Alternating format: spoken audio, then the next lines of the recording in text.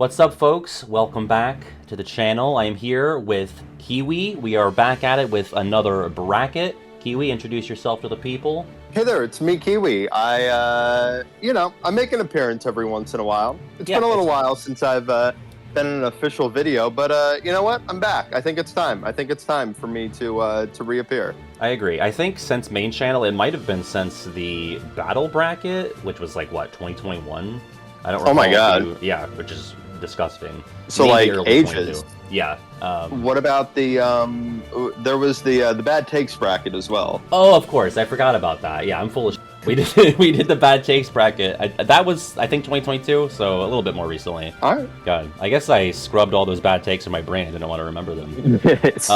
But we are back with another main installation to the bracket series. This is the worst KH quotes bracket. This is something that people have been asking for quite a while, especially in the Twitch sphere. We did a best quotes bracket on Twitch a couple years ago as well, and people wanted a worst quotes version. I was like, well, I don't really like to do stuff that's like primarily negative. But the more I thought about it, I realized like a lot of these quotes. This is so much more fun. It is. It is so much more fun, and like I still have a reverence for so many of these bad quotes. Like I want people to know from the jump here that I don't like detest most of these. I would say there's at least maybe like 4 or 5 that I really dislike. But a lot of them, you know, it's kind of goofy, kind of silly. It's intrinsically KH. But you can kind of objectively look at them and go, oh, maybe not the most solid writing or line deliveries. I was also inspired. I saw a video by the channel Wallace Prower. They did this exercise with 32 Sonic the Hedgehog quotes, which I've played very little Sonic, mostly like the PS2 GameCube era games, but I still watched all of that and thoroughly enjoyed it, and that sort of inspired me to take the plunge and commit to doing this for KH. So check out that video if you're into Sonic or not, and you just want to see them talk about bad lines. I fielded the responses, or rather, I came up with as many as I could on my own, and I fielded from Twitter and Discord people's opinions. I think I did a YouTube post as well on what their most loathed quotes are. So some of them are, I would say most of them are my selections, but I have a handful that were, you know, included by popular demand. We have kind of a variety of reasoning for different quotes here. Some of them are just absurd. Some of them are not delivered so well by the voice actor, and I don't typically blame the voice actor for poor delivery. I'm more likely to blame, you know, whoever is directing them. And then there's some that are just inconsistent or tonally maybe not quite right. So is there anything going in that you think you're most pulling for? Well, first of all, I think there's a couple of lines that I actually genuinely like on this list. So those ones I'm going to not be voting for, of course. Yeah. Some other things that I'm kind of on the lookout here for are things that were only in text bubbles. I think are going to lose a little bit of weight for me because I think like you need the full package. Yeah. And I also think that you know, not to skip ahead, but people know exactly what I'm talking about. If the line was sung, I feel like that's almost like not even the same thing. So I don't know how I'm going to feel about some of those, but we'll see. We'll see. Yeah, there is a mishmash of different like delivery methods here because we have, you know, some mostly spoken voiced lines. We have some sung lines, which you can probably guess where those are coming from, and maybe 1 or 2, maybe 3 text bubble lines in here. So, all right, well, let's get started with our 1 seed, and don't take too much stock into how I seeded things. The 1 and the 16 seeds are pretty solidly where they belong, but really in between that, it's like it's really difficult trying to determine what I found to be, you know, abhorrent compared to others. But we'll start with the 1 seed here, which is Dark Rescue is my middle name from Lee in Dream Drop Distance. And if the darkness gets you, I promise I'll bail you out. Dark Rescue's my middle name. Oh god, that makes my skin crawl. Should we listen to both and then dissect them, or should we? Yeah. Okay, so let's listen to both. Yeah. We'll talk through this next one, which is from Mickey in KH2. This is in reference to Ansem. Of course I do, and this is him. I'm positive. Did you forget what Ansem looked like, Your Majesty? Of course I do, and this is him. I'm positive. Okay, so you actually recommended have this 16 seed in here, and I actually booted, I think I booted Jane in KH1 saying "Iu means heart," which I never had a problem with. It's a little silly, but people wanted it. You had me supplant that with this one. So what's your... I mean, I know, but tell the people why you dislike this Mickey line. Because the first part of it, of course I do, doesn't answer the question that Donald just asked to him. I was just thinking that, like, Donald says, "I'll roll this back. Did you forget what Ansem looked like, Your Majesty?" And Mickey says, "Of course I do." So it's just, like, sloppy writing. Yeah. I don't know, like, not to throw a wrench into this whole experiment immediately, but, like, I think this is worse. Like, you think so? Yeah. The 16 over the 1? Oh my god. Yeah, like this one, I mean, you said that I like recommended it, and like, yeah, this one like specifically stuck out to me as like, this is so bad. Like, I mean, I can't think of another instance in the whole series where just like the line following just like does not match the line before. Right. I think it's just like one word that needs to be changed. I think "do" needs to be "haven't."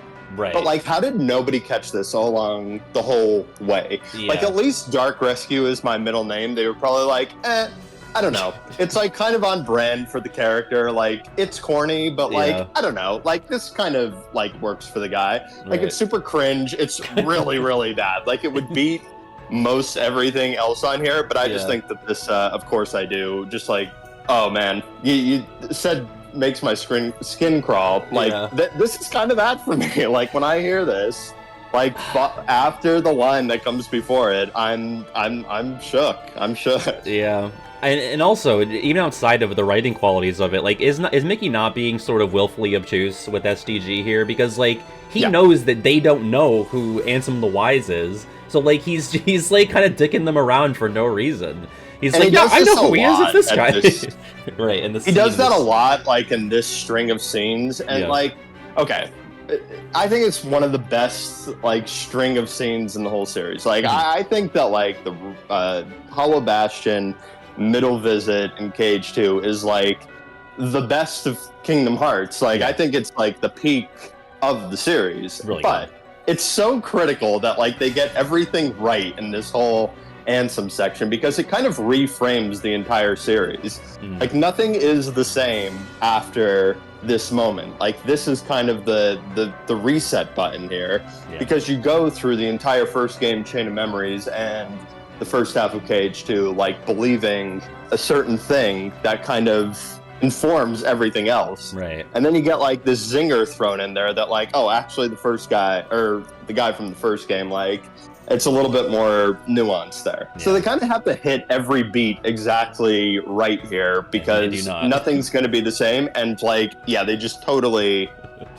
I'm okay, they don't totally fuck it, but, like, this is a pretty bad place to have this, like, really stupid oversight in the writing process. Like, what an awful time to play this. Like, if it happened and coded in a text bubble, nobody would give a shit. Right. But because it happens at, like, the most important section of the whole series, like, oh boy. It's tough. Like, if it happened in the same scene where Lee says Dark Rescue is my middle name, nobody would give a shit. Or it would be like a 16 seed and we'd move it along. Right. But because it happens at, like, the most important time, it, like, the fact that it distracts me at that moment and I'm not just, like, accepting it, that's bothersome. So that's my... And the crazy thing about this line is that I've never heard anybody take issue with it. I think it's because you just, I never noticed it, but now that you've pointed it out to me, it's so egregious. Like, good luck watching those scenes again. It's like when that mouse is about to. it really sours it. It's like when you get the triangle and Usher's Yao pointed out to you, and you can't unhear the triangle playing at every interval of the song. This is that for Kingdom Hearts.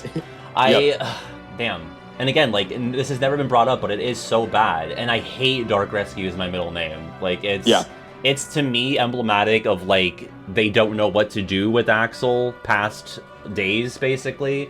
Like, I don't hate him in 3. There's gonna be some Axel KH3 stuff on here, but in Dream Drop, he is just, like, he reminds me of, like, a rock star who was huge in, like, the early 80s, and he's still going on tour. And it's like, yeah, it's nice to see him, but it's a little sad. He's like playing the old hits, but they're not really hitting the same as they used to. He's just kind of throwing whatever at the wall and hoping people will still gobble it up.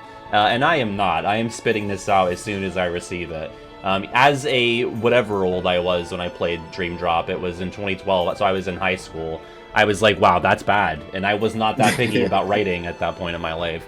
Gosh, I was convinced that Dark Rescue was going to be the winner, but you've really sold me on this Mickey line. Can I just say one thing about Dark Rescue? Yeah. It's the forefather of. Do you know how popular I am? Oh, absolutely. It's that same energy of just like cringy, VH1 guy who like commentates on the top 100 video games of all time. Like, right. It's like, yeah, I kind of remember him. He was in, I don't know, Chain of Memories or some band. I don't know. Yeah, and that line's gonna show up here. I do prefer that one. It is a lower seed. But Dark Rescue's pretty putrid. I guess because you've convinced me, and to keep things interesting, to start off with a bang, let's advance the 16 over the 1. Yeah. Let's go. Let's go. And that's not even the one that I think is the worst. But okay, like, fine. I That's really good. don't like that line. So Good. I'm happy start. with this. All right. Good. Next up, we have an 8 versus a 9. We have sort of a monolith, an icon amongst memorable KH quotes. We have from Cypher, undeniable proof that we totally owned you lamers. That was undeniable proof that we totally owned you lamers. Okay, and next we have from Aqua in BBS. I've been to the same worlds as you, and I've seen what you've done. It might be a different route, but I'm fighting the darkness. I'm not so sure. I've been to the same worlds as you, and I've seen what you've done. Okay, so a little behind the scenes here. For each of these quotes, I had them all listed in a Google spreadsheet, and in the cell next to the quote and the speaker, I had one word of notes. And for Aqua's, well, not always one word, because for Aqua's, I said, "What is she cooking? What is she talking about?" Because this line pisses me off so much, because so this takes place when TVA reunite in Radiant Garden at the the midway point of BBS. Terra hasn't really done anything that bad. The one bad thing that he did, he was manipulated by Maleficent into taking Aurora's heart. But in A Castle of Dreams, he was nothing but a gentleman. He escorted Cinderella to the ball.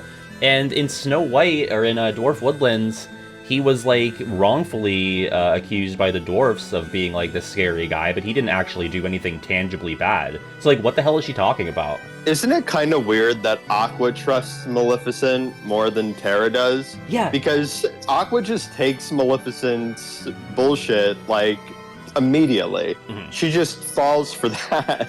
And like she's a then narc. Goes to Terra and be like, "Yep, well, you know what? This asshole just told me that that you did some bad stuff, so I'm just gonna fall for that." Like Terra does not trust Maleficent like basically the entire time. Like he's got a toot on the bridge, right? And then by the time they're up in Aurora's room, like he's ready to tussle. So like, yeah, it's just another example in the whole like Aqua glazing. Yeah, she's a fed, and, she's a narc. The only because Maleficent has a robe and a staff and has horns, she's like, oh, she's the real deal. I should just take everything she says at face value because she's an authority figure. A lot of the same people though that'll do that shtick are also the people that think like, how did Terra not know that Master Xehanort was immediately evil? Yeah, like, it's just like this inconsistent logic to to make Aqua perfect and Terra seem like a dunce when maybe it's a little bit more complicated than that. So you're justified to say or to ask, what is she cooking? Because it really does not doesn't really line up with what's happened so far, especially because we've already played Terra's story. Like this one really only makes sense if you play Aqua's first for some reason, which they don't want you to. Kind of, nobody wants you to go TVA. And to be clear, I like Aqua, I like Terra, and Ben is also in the game. Now we have. Wait a second. Yeah. Just to get this out of the way, I also like Aqua, but it's like you would think that there's this huge disparity in intelligence and just like insight and worldliness, but like they're both like probably on an equal level of dunceness. Oh, for sure. Everyone in the game is stupid except for Xehanort. Like, all of the original characters are dumbasses. Like, that's kind of what drives it all forward. So, yeah, I don't know. Where it's just another example in the aqua glazing plus Terra Dumb narratives. Like, it's weird. It's annoying. And so, at least... So, while that one's frustrating...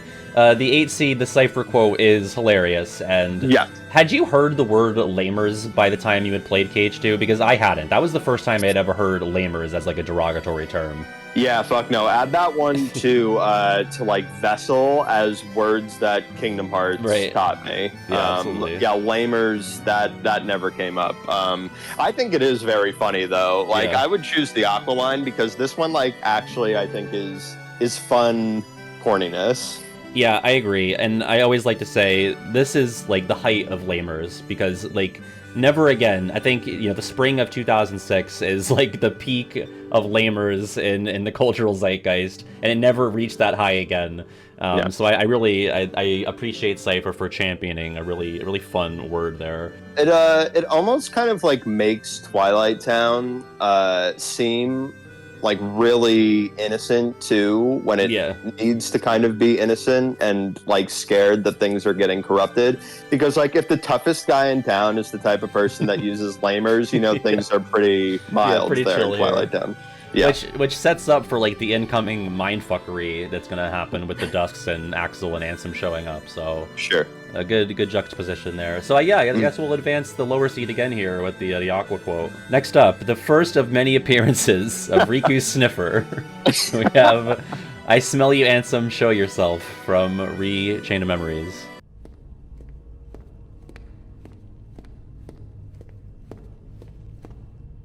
I smell you, Ansem. Show yourself! So, like, I had to actually stop myself from laughing while I played the clip, because it's not just the line, it's also the center shot, slow walk up towards the camera. Like, it's so powerful and so potently stupid. Okay, and that goes against KH2 Mickey, the classic, "They'll pay for this." It can't be happening. It can't. They'll pay for this. So there's another good unspoken quality to that quote, which is you can hear Mickey's fist clenching like beneath the leather jacket. So that's really fun. Yeah, like to your point, I think like the fun of both of these lines is just like the really dramatic anticipation of both of them. The Riku. Okay, well, I don't know if this has ever been referenced to your audience before, but just like the top 100 scenes list that I made, like pre-Remind but post KH3, and the "They'll pay for this" line is or the scene that plays in, like I'm pretty sure that's in the top 100, mostly because it's like, oh man, if that doesn't make you want to like run through a brick wall, like I don't know what will. Like I just think it's hype, and it's like very Kingdom Hearts. It blends like the super seriousness with like the goofy ass imagery, no pun intended, especially because you just died. But you know what, I think it's really good fun. And the other line, the "I smell you," well, do you want to talk anything about "They'll pay for this"? I'll say with "They'll pay for this," it hits really hard when you're playing it as a kid, and I mean I wish I could experience KH2 for the first time as an adult and see how I take this scene. I feel like most people who are going through this series for the first time at an age, higher than 15, 16 would laugh hysterically at that moment. But I can't deny, I can't disagree with you. Like, it gets me excited for what's happening. Like, it is quintessential KH. I also like the meme associated with this, where it's like me when my non-binary friend offers to pick up the bill, and Mickey says, "They'll pay for this." Yep. I love that. So yeah, I'm kind of I know this is one that people like parade out as like, look how silly KH is. But I don't know if I would call it bad. It's just sort of indicative of what the whole experience is. Whereas because it's fun. It is fun, right? Like, let's have fun with it. Whereas I'm not really having too much fun when Riku is like non-consensually sniffing everybody in Castle Oblivion. Really quick, they'll pay for this. The musical cue of Vim and Vigor does a lot in that scene. It pulls a lot of weight there. You're right. Which adds to the juxtaposition, because like you'd think that could have happened in like a Final Fantasy game. It's just like, this happens to be Mickey Mouse, like, you know, the dramatic music, just like, wow, like a main character just died, like, damn, like, yeah, they will pay for this, until you actually watch the scene and it's like, oh, it's Kingdom Hearts Chaos, got it. Okay, got it. And the thing is about the line as well is that it's not a bad line. It's not even a bad line delivery. In fact, it's actually really cool. The only thing that's wrong with it is that Goofy is laying dead on the floor and Mickey Mouse is the one saying this. If it was like Cloud Strife saying this after Aerith dies, then we'd all be hype as hell. I mean, I'm hype as hell anyway, but no one was making fun of it, so yeah. Whereas, you know, as I said, the smelling, I'm uncomfortable. Riku makes me really uncomfortable in Recom, so I'm inclined to advance that, even though there's going to be like 3 more of these in the bracket. Like, why is that your opening line? Like, that's so weird. Like, you make your way all the way to like the top of your journey here, and your big badass entrance line after the dramatic like brolic walk up is, I smell you. What the fuck? Yeah. The whole like Riku's sniffer thing is so out of nowhere, really like never gets brought up again in any meaningful way. So it's just like this isolated reverse rebirth situation that I don't know like where this comes from. I think I've read that it's like a translation thing, like a localization. Like, it's not in Japanese, he's not saying like smelling or scent as much. It's more of like an aura or like a feeling type thing more so. I could be wrong on that, but it would make sense as to why it gets so consistently translated as smelling. But regardless, it doesn't really excuse it. It's an explanation, not an excuse. I think we advance I Smell You Ansem to the next round. Yeah. All right, next up, we have some more Riku stuff. Riku versus Sora here. Days Riku, you could say I am the biggest nobody of them all. Why? You're the real sham. Fair enough. You could say I am the biggest nobody of them all. And in my notes for that one, I wrote, writing is my passion. So next up against that is Sora KH1, you'd kind of be in my way. I can't help? You'd kind of be in my way.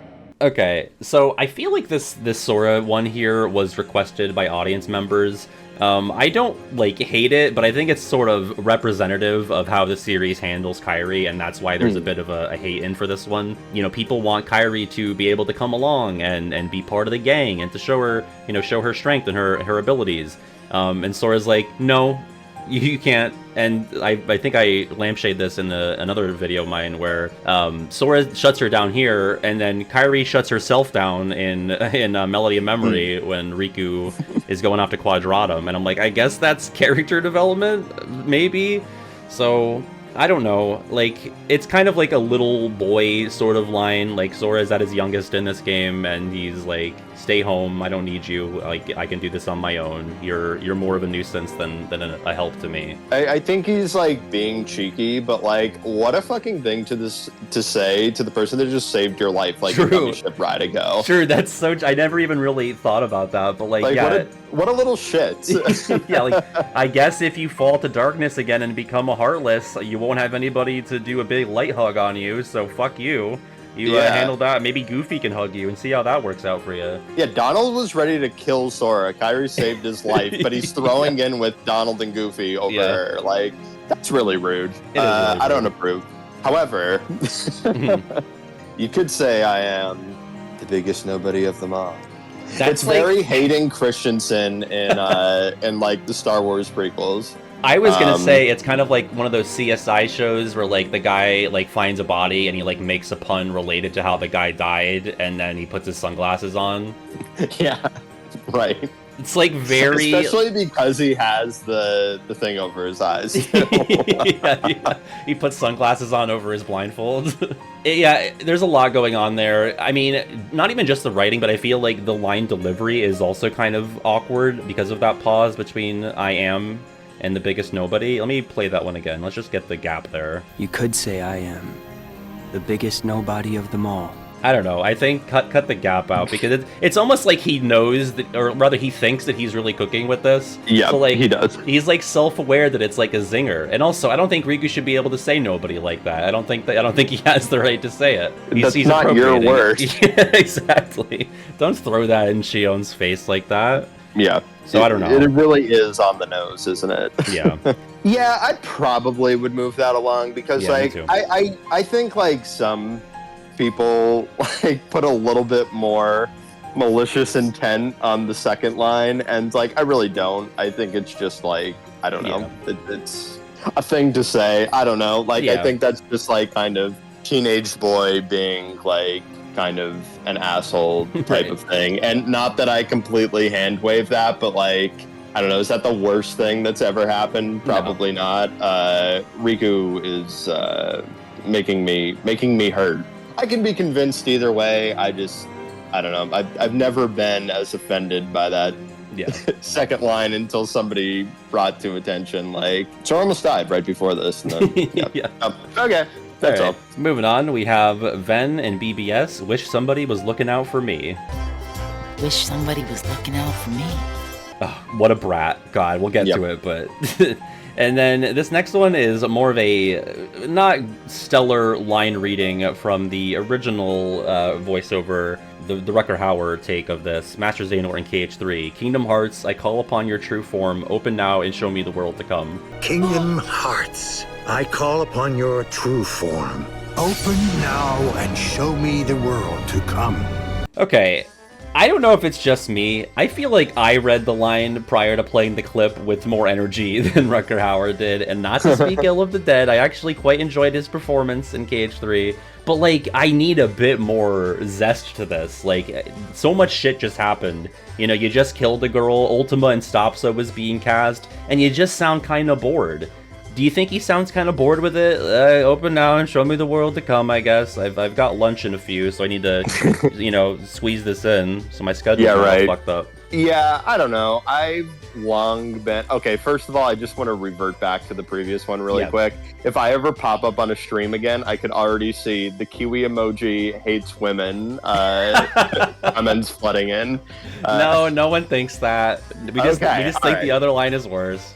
Okay, so back to this. I've like long been a defender of the Rutger Hauer performance. Like, I don't know, I think he has some kind of air about him. I mean, I feel like it's always going to be a step back when, you know, you're listening to the Birth by Sleep performance, and then like anything kind of by comparison, I think doesn't quite work as well, right? Like, that's fair. Yeah. Right? So I think like if Christopher Lloyd got the first shot, like post Nimue, like that would have been the one that everybody kind of like dunks on. It's just like the next person up just kind of looks weak by comparison. Right. Now that being said, the line reading is like really bored, but like I don't think like on the first playthrough, like some of these other lines, I was just like, oh boy, that one didn't sit. Though, like you're saying, not just everything that just happened in the recent past, but like this is the man's like entire life goal, and he sounds kind of like he's hemming and hawing like through the big everything moment that he's ever wanted, you know. So I don't know, that it is not great. So it's a not great line reading versus something that just kind of infuriates me, because I'm already not a big Ven guy, and he's here at the end of Disney Town, his visit, saying, I wish somebody was looking out for me. Which is like so, and I know we get on Aqua's case about like being overprotective, but like this is a strange thing to complain about, Ven, because people are looking out for you like almost to a fault. Like you're basically like the baby they got out of the playpen, and everyone's trying to like make sure that you're I don't know, looked out for. Aqua and Ericus are really concerned with your well-being and your safety. So what is this? Like, why are you saying, you know, trying to convince himself that he doesn't have friends or that nobody cares about him when it's just simply not true? It's just so ungrateful, these kids these days. Well, he just made friends with Leonisa too, like in the world before. And like he was like friends with Snow White and like other people in the worlds before. So like, okay, like even if like your besties, like your most recent interaction with people was like a super positive one with the Leonisa combo. So I don't know exactly like why he's so like reverted back to like existential friendship crisis. I'm not really buying it. I think he is being a little shit. Yeah, like you're saying. And even the people he's standing right next to, like, I'm sure if he asked nicely, Minnie would let him sleep in the library in the castle. Like, you can probably stay here for the rest of your life and eat ice cream and be fine. And then the big thing of, like, Aqua's entire thing is, like, looking out for him, and she's being, like, obnoxious on the way to do it. Right. Like, you could say a lot of things about the approach, but the one thing you can't say is that she's not looking out for him. I mean, like, no, people are, like, gonna, like, possibly die for you. Stop this. Right. Everybody should be so lucky. Yeah, exactly. So that one frustrates me, but I don't know. For me, when I first played KH3, that Xehanort line did hit my ears wrong, and I was just like, I feel like it deflated the moment for me. So I would personally advance that one, but if you're really passionate about putting the Ven line through, I won't be mad at that.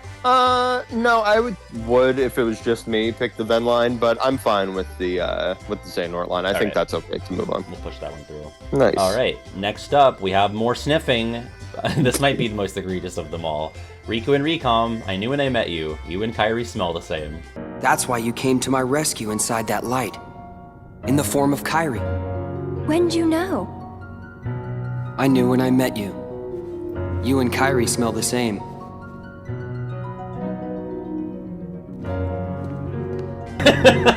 And then just fucks off.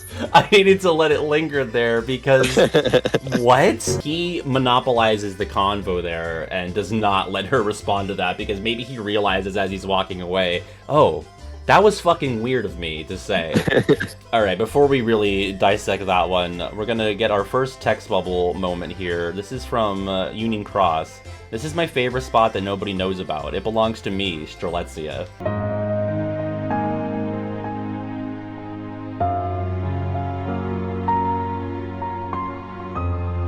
Kind of weird to read it and then we watch a scene where it's not spoken. So with this line, this is like a pet peeve of mine, this one, and I don't know if anyone else is really bothered by it.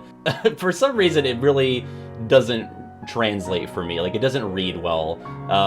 Who is she talking to? And I just feel like her claiming, like, oh, by the way, my name is Strelitzia. Like, it's bizarre to me. Does it hit you weird, or is it just me? No, it's very weird. Okay. Nobody would ever talk like that, and you really should never write like that. Like, the character that's speaking should never really introduce themselves by saying, and me, name. Yeah, that's the first time we're getting the name. Will flow. Right. That never will work. I can't think of a single time, like, in fiction that's ever been pulled off. Or even if it was maybe written in the context of a letter or something like that, like that would never make sense because most of the time, almost all the time, the recipient's gonna know who it's from. Yeah. Like, and if they don't know who it's from, then you're probably going to keep it a secret until the end of the letter, like your secret admirer or something like that. So you're never going to introduce yourself in that way. So yeah, it is a really strange line. This is one of those writing is my passion ones, That's exactly, that's what I wrote next to it. Because, like, I'm not 100% sure, but, like, is this in the context of, like, a diary entry? Which even makes even less sense, because if it's, like, a private, personal thing, then why are you telling yourself, the only supposed reader of this, that your name is your name. It's just bizarre. It's not like a moment where you're introducing yourself to another character. Like, it's this isolated moment where the only reason you're saying this is because you are a character in a video game trying to convey information to the player. So yeah, we're burying the lead that like this line is for the audience, and I just don't happen to jive with that especially well. Now that is something that you see a lot of the time, but like I tend to not really enjoy something spelled out, even though this is kind of like a critical detail. Maybe that makes it even worse, but yeah, I don't know. Like, you don't have to spoon feed it the very first time she shows up. It could be, she can just be the mysterious girl until somebody refers to her in the third person. So there's that, and then we'll loop back around to this. I mean, this is the worst of the smell lines, right? Because it's really awkward and stilted and creepy, and the fact that Naminé has no response to it, the fact that Riku like smells his hand while he says it, which seems completely beside the point being made. Like, I don't really know how that is relevant to Naminé and Kairi smelling the same, unless he like has their scent on something that he's sniffing, which makes it worse. So yeah, I mean, as much as I don't like the Streletsy line, I think this is like peak awkward Riku sniffer energy. So I'd probably advance that one. Peak creepiness, you know, even besides anything else, like the creepy factor. Riku saying this is creepier than anything that the organization does in this game. You're so right. Absolutely. All right. So, yeah, it's that one for me. Yeah. That reminds me, actually, that because that Strelitzia line is in a dialogue box, that kind of drops it a few points for me, too. Oh, if it was spoken, it would be... I mean, I have it as a 14 seed here because I thought maybe I was being too harsh on it, but if it was spoken, it would have to be 3 or above. Yeah, it'd be a lot higher, I think. Yeah. All right, our first song line here is a musical for everyone to have a lot of finny fun. Ariel, KH2. Swim along, just join in the song, a musical for everyone to have a lot of finny fun. Been hearing about that one since 2006.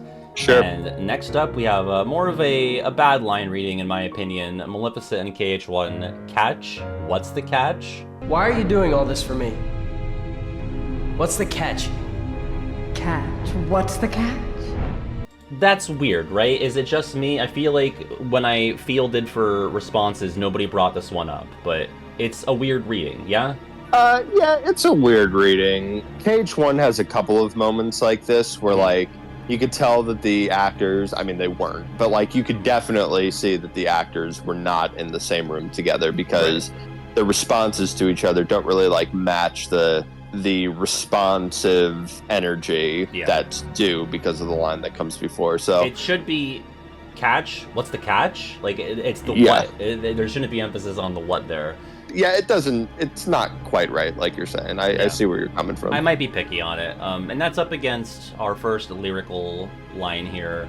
I feel like and I've kind of grown on KH2 Atlantica over the years as I've softened my stance on like the purpose of having a world like that in a Kingdom Hearts game. Swim This Way is still the worst of the 5 tracks included, yeah? What about Ursula's Revenge? I think that one's gonna show up on the list as well.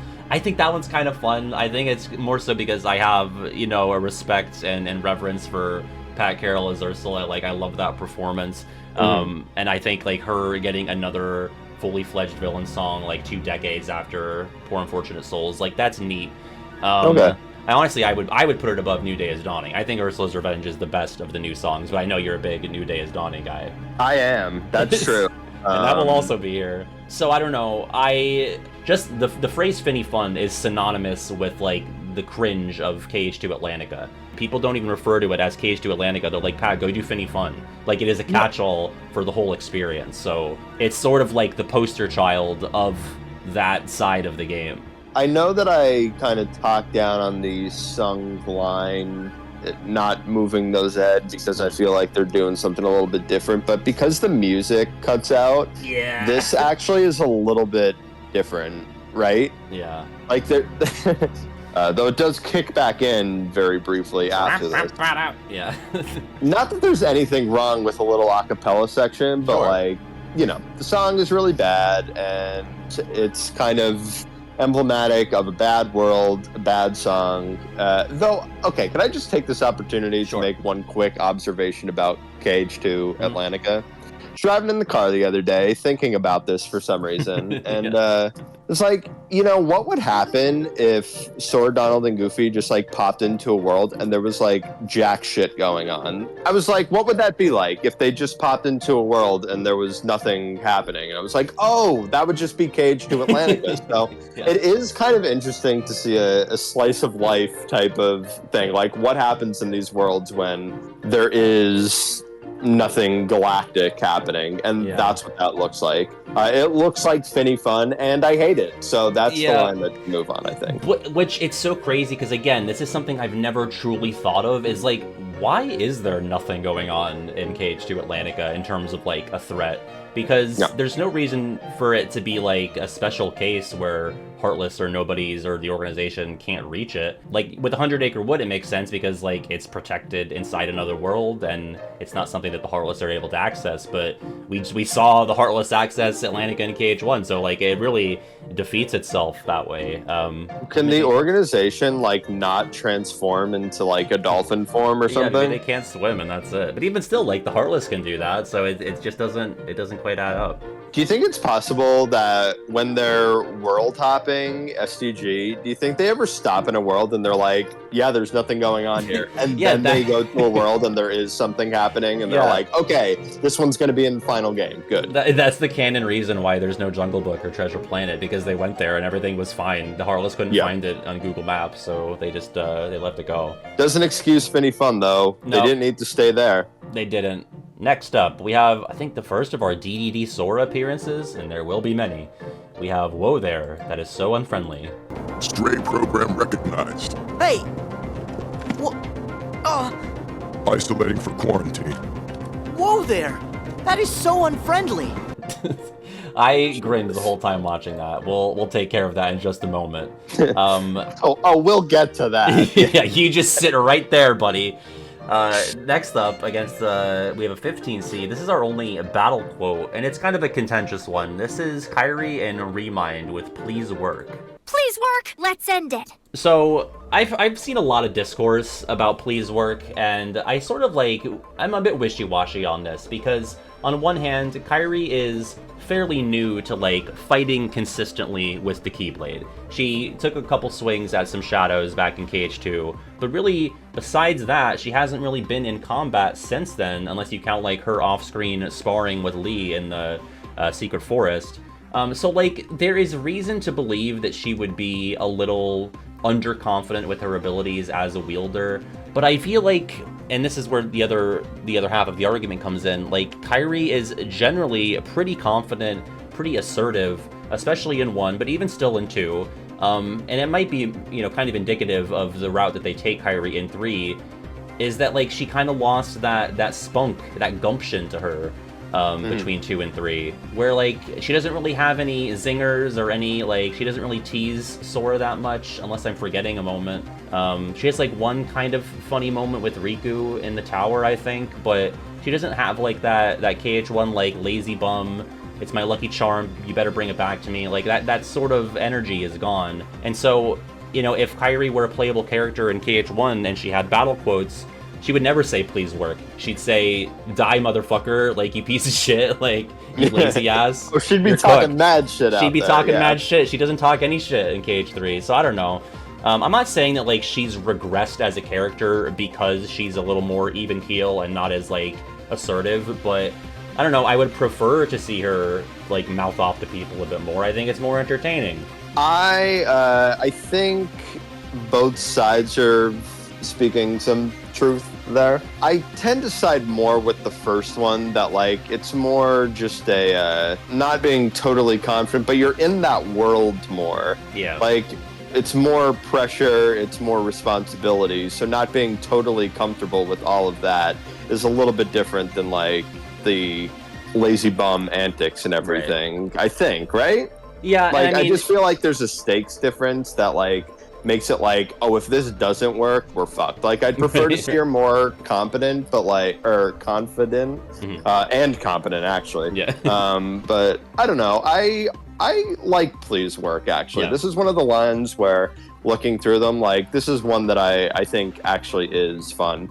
All the battle quotes that have like a lot of personality, even if maybe it's not totally in line with the character, but especially if it is. But even if it's not totally in line with the character, like, I still really enjoy a battle quote that, like, stands out to me immediately. It's more than a take this or, like, that's yeah, it. right. Like, it's more fun. And for what it's worth, if I were a Kingdom Hearts character or a character in any game with battle quotes, I would definitely say, please work as I cast a spell or do something, because I would not be confident in my abilities to pull that off successfully. So I like the relatability factor there, at least. Definitely. So we've talked through that. Let's circle back around to this chump sitting in the grid here. That is so unfriendly. So as I said, when I screened this scene to you, I was grinning from ear to ear because, like, it's just so dumb. When I think about what Sora has been through in the games prior to Dream Drop Distance, I think chiefly of the World of Chaos. This, like, abomination of nature, this fucking fleshy eldritch penis ship that he defeats single-handedly at first without help, and then defeats it again with the help of Donald and Goofy. Like, it is so in a league of its own compared to these two guys with jobs that grabbed him. Like, what happened to you, Sora? I just don't get it. Like, why are you not even killing that these guys? roughly either? Yeah, like it's not even with the fervor of a Xemnas wrist grab on Kairi. They just like sort of like jostle him around a bit. It's like sort of kill them. Like, they're clearly aggro on you. You've killed it before. Do it again. It's just so indicative of the DDD Sora experience, and that he's a buffoon. He's a chump, and I don't like him. Really, of all the things that you've been through, like, this is the unfriendly thing that you're gonna call by that word? Yeah, it's a justified response for, like, me or you. But again, for Sora, the fact that this is the first time he feels the need to call out somebody's unfriendliness, and again, like, it's just such a lame way to respond to that. Like, you have the weapon to seal all darkness. What are you doing? Yeah. Advancing it. In addition to that, really quick, all Sora Dream Drop line readings are bad line readings. There's not a single good line reading for Sora in that whole game. So in addition to all of the other bullshittery of this, it's also DDD Sora line reading. We love Haley. We love Haley. We love him. But he's really straining the voice in it's DDD, a rough go in 2012. Move on to another 1 versus 16, and I already know this is a blowout. We have from the Master of Masters and Union Cross. They'll start at Key, become unchained, and fulfill their duty through Union Cross.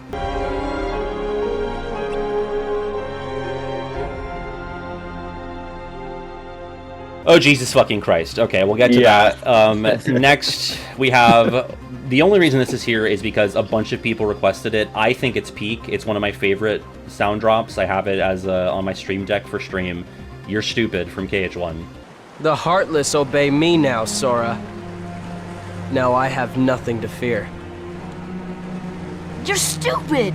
Sooner or later, they'll swallow your heart! Come on, that's peak. That's so good. And it's not just the delivery, it's not just what he's saying, but it's the juxtaposition, again, of the really awesome shot of Riku. It's like one of the best shots in the game, of Riku's face being half cut off, and he's saying that line about how the Heartless obey him. And it's just like cuts to Sora being like, dude, fuck you. Like, what are you talking about? You're so dumb right now. Like, you think you're the hot shit. Like, you're like the actual captain of this pirate ship. You're so stupid. So I love that. I don't know why. It's the opposite of the "of course I do" type of situation, where it's like, oh, that's the perfect response, like, it's the most realistic and best response to all that fuck shit that Riku's saying. So. Yeah, he's also being stupid. Like, he correctly right. Out, like, he is a fool. Fucking idiot.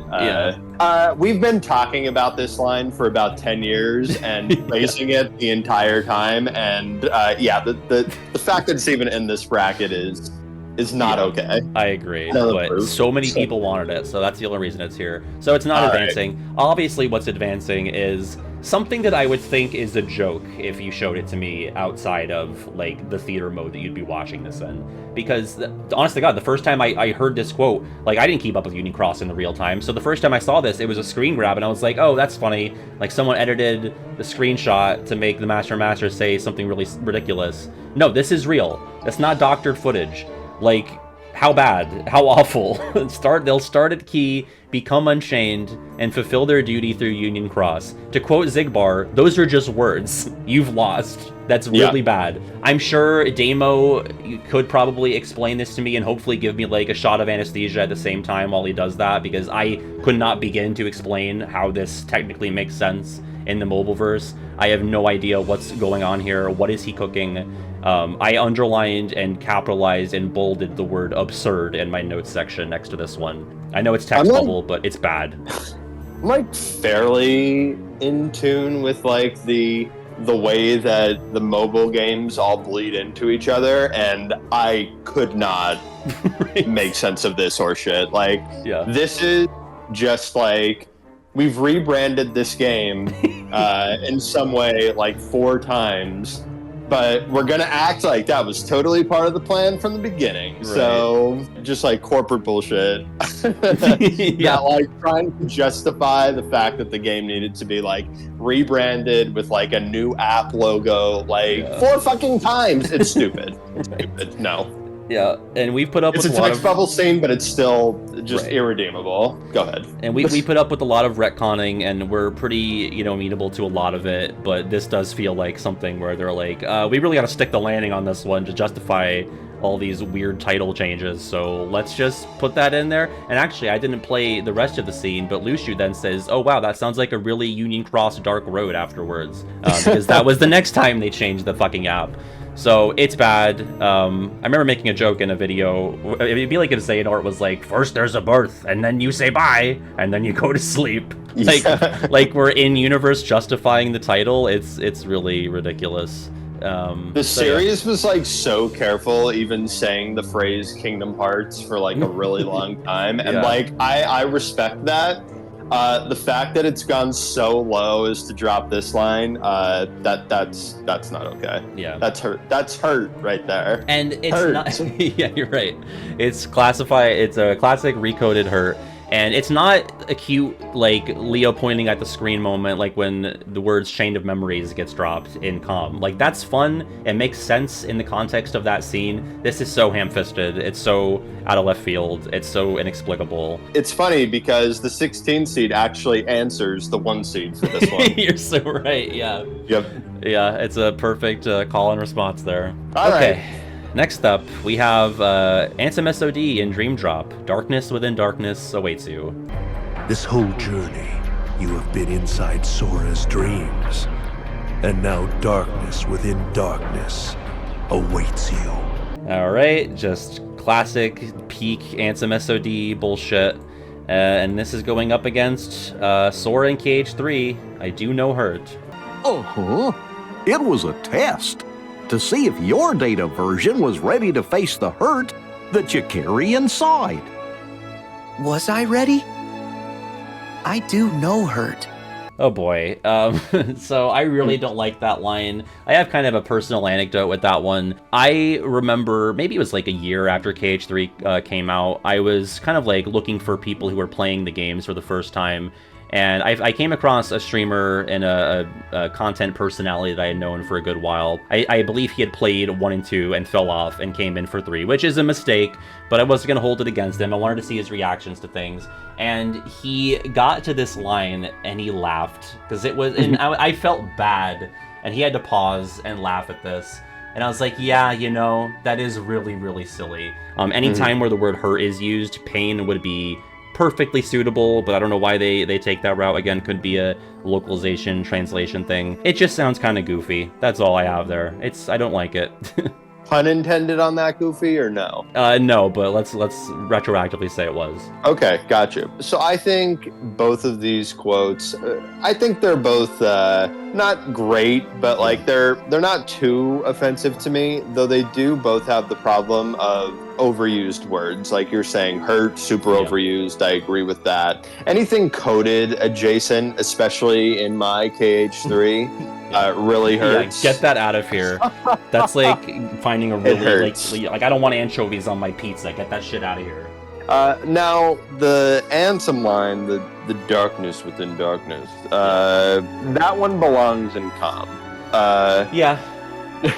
And that's kind of like where he really lost lost his teeth, I think, right? Yeah, I would agree. Like, I don't think he's quite been as cutting since KH1, really, the one where he's kind of the big bad. Right. He kind of loses a little bit of steam, and I think a lot of the reason why is because he's kind of the poster child for when Sora says to Vanitas and Monstropolis, "You're probably going to spout out some mumbo-jumbo," and not a lot of what he says, I feel like, usually makes, like, a ton of sense. It's mostly bullshit. It's mumbo jumbo, in fact. Yeah. Now, of course, like, he goes out with some top tier shit. We know that. That. But a lot of the stuff in between KH1 and It's Time to Move On, like, it's mostly bullshit. Yeah. And I think for that, I probably would pick that line, because darkness 2 times in the same sentence, I don't like it. Yeah, it. Though I do know hurt. If that moves on, that's fine, because it's, again, coded adjacent, and I will. I'll always be okay with coded losing in a bracket, so that's fine. Yeah, again, with the darkness within darkness, that's something that, you know, your not as insular fans will parade out and be like, look how silly this is. And it makes everything look bad, you know, when this is something that gets brought up outside of the fandom. So for it's like poisoning to the reputation of the series, I'll probably get along with advancing that one as well. All right, and next we have, kind of echoing the sort of energy provided by this Darkness Within Darkness quote, we have from Riku Replica and Recom, "I'm me," he says. How can you tell? Because I'm you. No, I'm me. I'm me, he says. So what an absurd interaction. Yeah, I was gonna say, like, it's not just that line. That's the line that people always bring up as, like, oh, silly KH writing, which it is. But it's not just that, it's the whole exchange between the two. And it's like you know, KH always has this problem of, like, having slightly too long gaps between lines, but here it's like, God, the momentum is really stilted and halted here when they're just, like, taking forever to retort to each other. So that's not great. Who's who? Yeah. This goes up against Sora and DDD again. Nope, no idea. Great! Thanks, mister. Where are you going? I'm going after Clue. Do you even know where he is? Nope, no idea. What a strange user. So I kind of like that in-universe Korra responds to that in a polite way of saying, like, oh, this kid's a fucking idiot, isn't he? Like, that was like the way that she was able to convey that in an E10 rating. It's DDD Sora, so I'm never gonna be high on that. I also hate that little turn jump that he does. Yes. Oh God. Like, I'm not a bully, okay? I was the one getting bullied in middle school, but if Dream Drop Sora went to my school, I'd have no choice but to take his fucking lunch money. Like, what a loser. What a dork. That was gonna be my so first dumb. thing. That little hop that he does is obnoxious. Are we being bad people? Are we bullying a 14-year-old? We most likely are, but then again, we are bad people. So that's true. I forgot about that. I mean, is this off-brand? I'm not. This is consistent. I don't really know what to do with this. I think Nope, no idea is, you know, easily not Sora's worst line in Dream Drop. It is just kind of like, God, this fucking guy. Like, it's an eye roll. Like, really, like, he used to be so much more competent. And it's not a good showing here with these people that he just met. Whereas I'm me, he says, is, you know, peak chain of memories, you know, mindfuckery. I don't know. I could be swayed either way on this. So I think it's I'm me. Yeah. I think that's worse. And if I can just lightly defend Nope, no idea Sure. really quick, it's because I think that's, like, the first time that a character in the game, like, questions Sora's plan. But I feel like that would be his response to, like, most, like, okay, so if it was, like, Halloween Town or something like that in KH1, and Dr. Fink was like, do you even know where to find Sally? Sora might be like, no idea. Yeah. But, like, just because the interaction doesn't happen doesn't mean that, like, that's not his thought process. Like, he's kind of just going for it. I think that's happening in this case too. Now, it's of course on top of a bunch of other stupid ass shit that he does in Dream Drop, so it definitely, like, is more in line with that version. But I don't think it's, like, such a departure. Like, it's not peak stupid DDD Sora. I think I'm me, he says, is the precursor to the KH3, Dark Riku replica, and Riku all in the same room. Yeah, yeah, you're right. It's just like figuring out like who the fuck is who is again like it's filtering everything around it. Like it should be a dramatic moment, but it's just like so long-winded and trying to figure out who the fuck is like the real something, and I don't know. Like I think it's a bad line, and like is I'm me, he says, even necessary? You could probably cut that line out and he could just go to whatever he says next, and it probably wouldn't make a difference. I would say, I'm me, he says, is like very representative of KH's obsession and tendency to make people be multiple people, which is, something that you can take for better or worse. It's a huge hallmark of the series to have people that are looking the same but are different. At this point in the game, like, who's even fooled? Right, like nobody's even fooled at this point. I mean, you've already gone through the whole Sora thing, so you're kind of like able to pull some answers from that, and then you've gone through the whole Riku campaign too. So like by the time you get to this point, like there is no faking out. Like everybody knows exactly who everyone else is, including the audience. Why are we wasting time on this? Yeah. Fuck. And you kind of sold me on the Sora quote there, because like I'm choosing to be annoyed by it, but I think if it was a different game and a different voice direction, it really is representative of Sora's can-do attitude about things. Like he doesn't know how exactly he's going to go about doing this, but he's going to do it because it's going to help somebody, and that's like in his nature. Like it's a really kind of sweet sort of approach to things. It's just like the way that he does it kind of annoys me. So I'm sold on that a bit more now, and I will advance I'm me, he says. Next, we have one of the most egregious line readings, I would say. It also comes from Recom. This is from Larxene. I'm a bad guy, so you have to go through me. You see, the bad guys are holding her captive, somewhere deep inside the castle. Although... I'm a bad guy, so you have to go through me. And that's going up against the 13th seed, me. I'm already half Xehanort from Xigbar. Aren't you scared of just turning into someone else? Me? I'm already half Xehanort.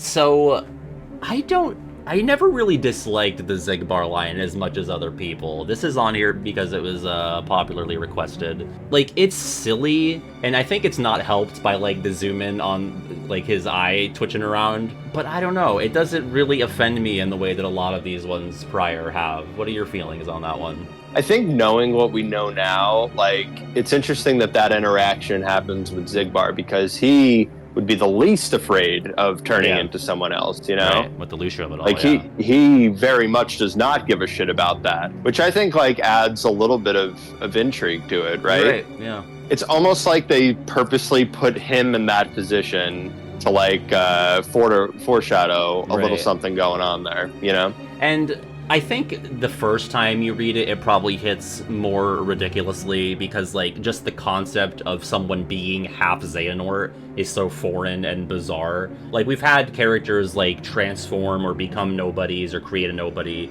but like the notion of being half a person, like half this person that's already been established, like is weird. But I think we've kind of been like frog in the boiling pot by this now, where it's like, oh yeah, being Xehanorted, like that's just a convention that this game can employ. Like it's just a mechanism to the metaphysics in this series. So maybe back in 2012 it hits a little sillier, but nowadays I'm not as like thrown off by it. Okay, so the other line though, like I don't even hate that one either though. I really don't like it. I think okay, go ahead. So she says that the bad guys have Naminé.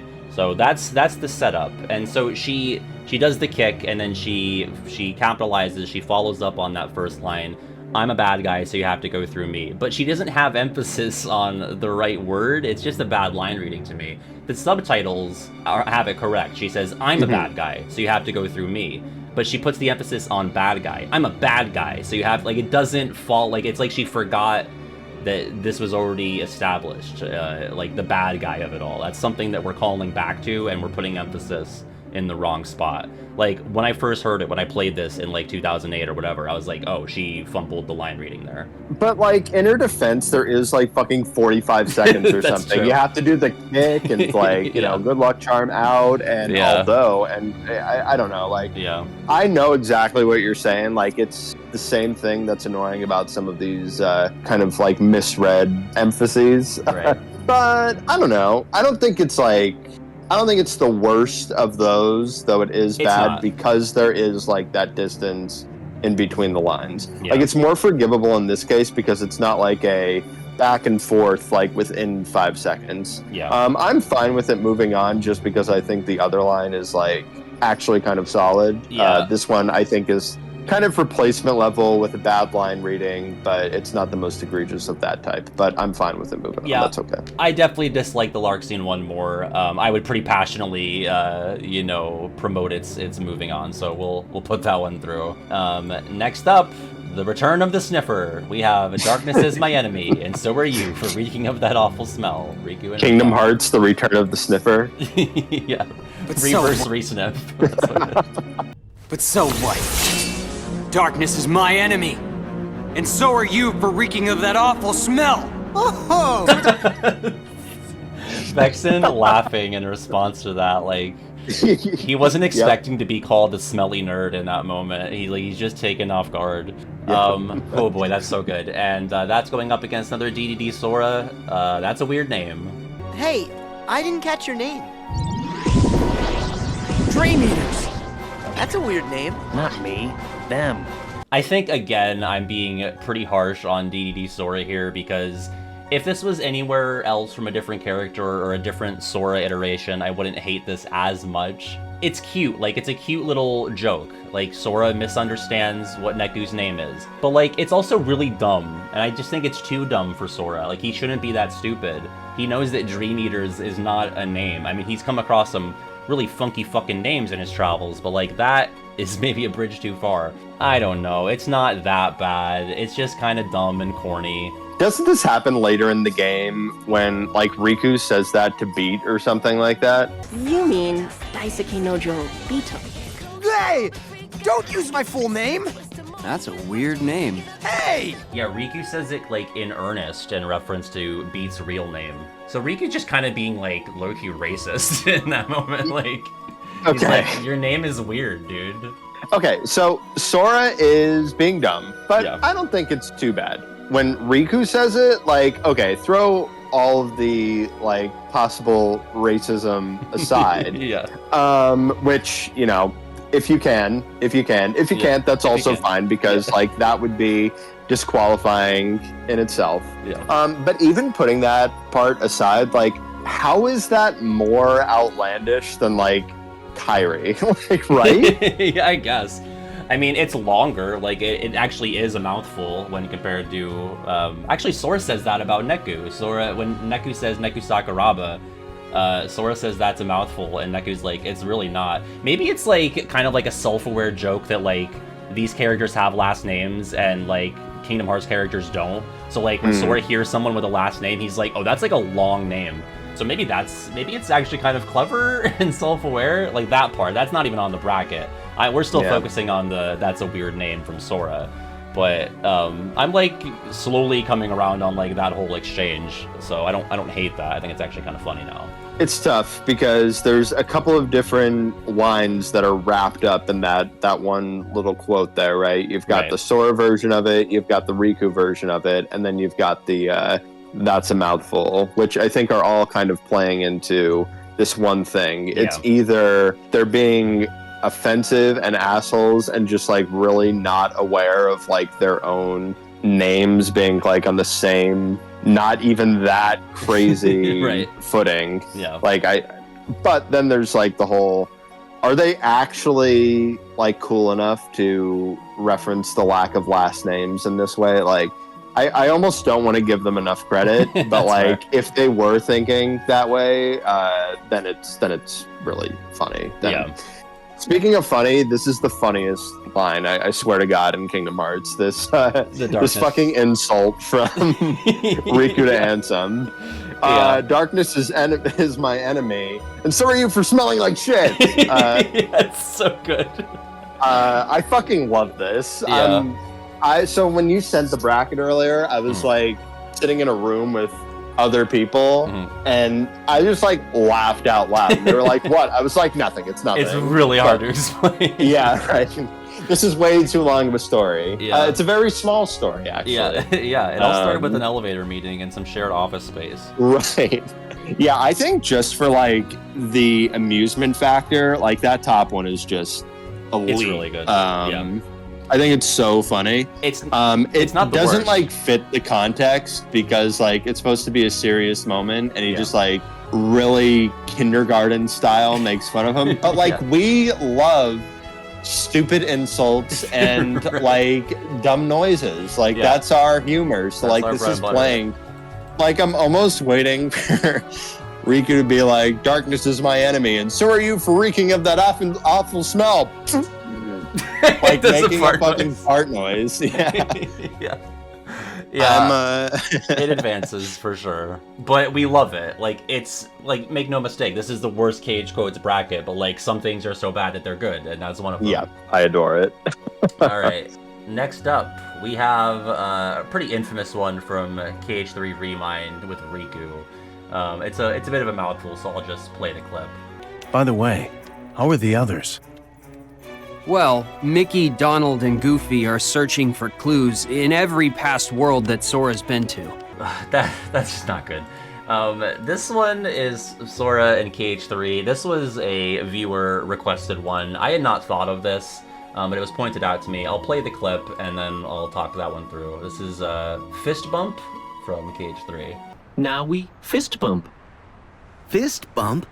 So the thing with the fist bump, and I didn't know why this was included until the person made their point, is that Sora knows what a fist bump is. This is just kind of like a bit of inconsistency. Maybe the place where this originated is not canon, because Sora does a fist bump with Riku in their KH2 limit attack. And so the way that Sora says fist bump is kind of like, it's like this foreign concept that he's never heard of before. But again, maybe like it's not canon that you ever do a fist bump with Riku. That's not what they call it on Destiny Islands. They call it a knuckle tap or something. I think that's probably it, right? That's probably it. So they just don't call it that. Right. So I don't really hate this. It's a 14 seed. I don't think I could justify moving it along against one of the.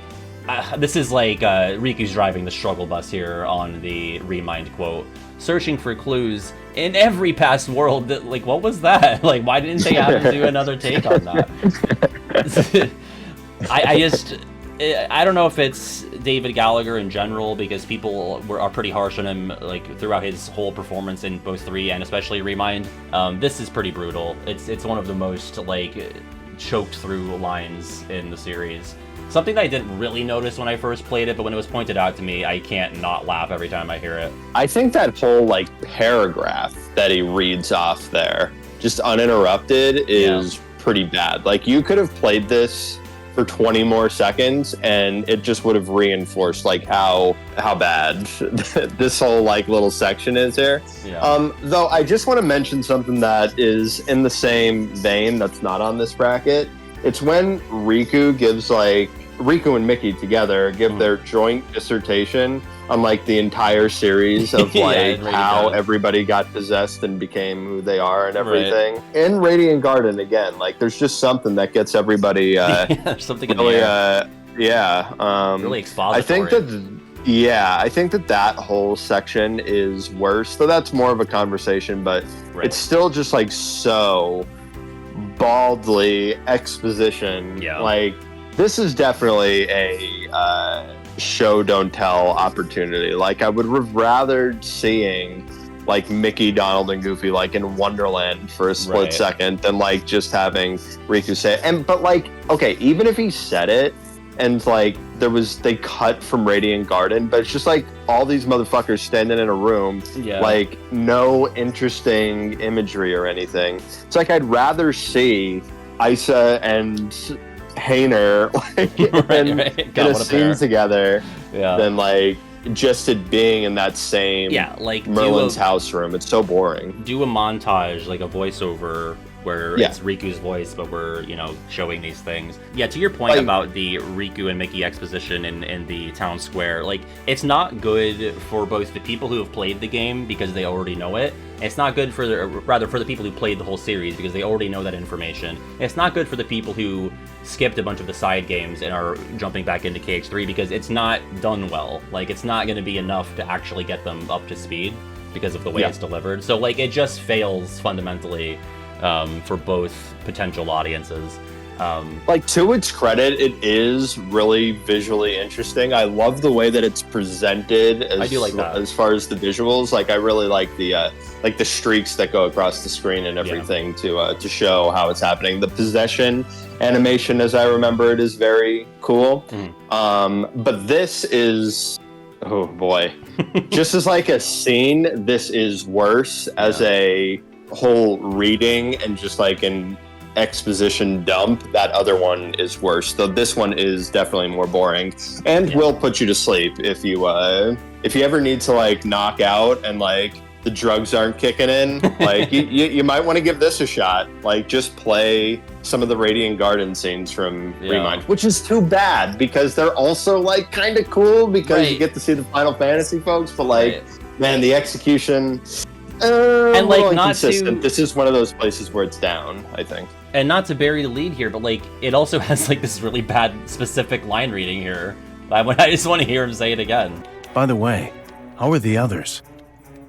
Well, Mickey, Donald, and Goofy are searching for clues in every past world that Sora's been to. Like, it just takes him so long to get that out, and he just like kind of has this weird vocal stumble on that every.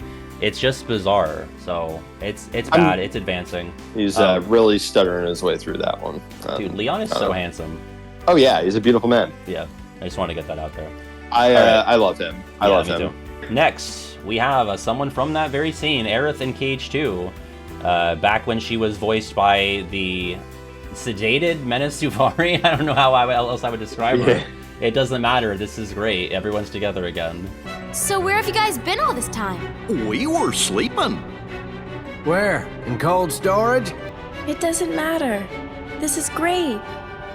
Everyone's together again. Oh man, she could not sound any less excited about that. Like, it's almost like she's like the character actually doesn't like Sora, Donald, and Goofy, and she's like saying it sarcastically. Like, guys, this is great. This is great. Wow, everyone's together. The gang is all here. Like, she hates it. She hates that they're here. Like, she was, finally catching up on some reading, and like, Sid and Yuffie are doing their thing with the data. And no, here come these fucking clowns and ruining our peace and quiet. So there's that. I like Yuffie. I like Yuffie. I love Sid too. I feel like Aerith is obviously the weakest link in, basically every KH game. I love her in her source material, and especially Remake and Rebirth, but in KH she's just kind of a wet noodle. Alright, that goes up against another DDD Sora. Xemnas, this is impossible!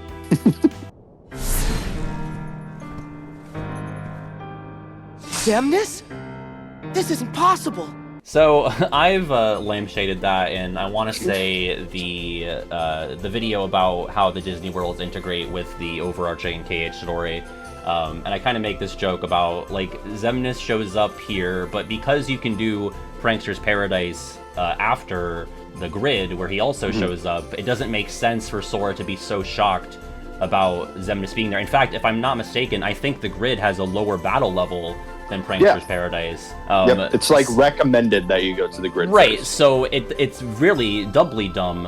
And I say this all the time when other games make mistakes like this, but it's true. If KH1 had this scene in it, there would be an alternate take where Sora doesn't react as vividly, as dramatically, had you done this prior to the grid.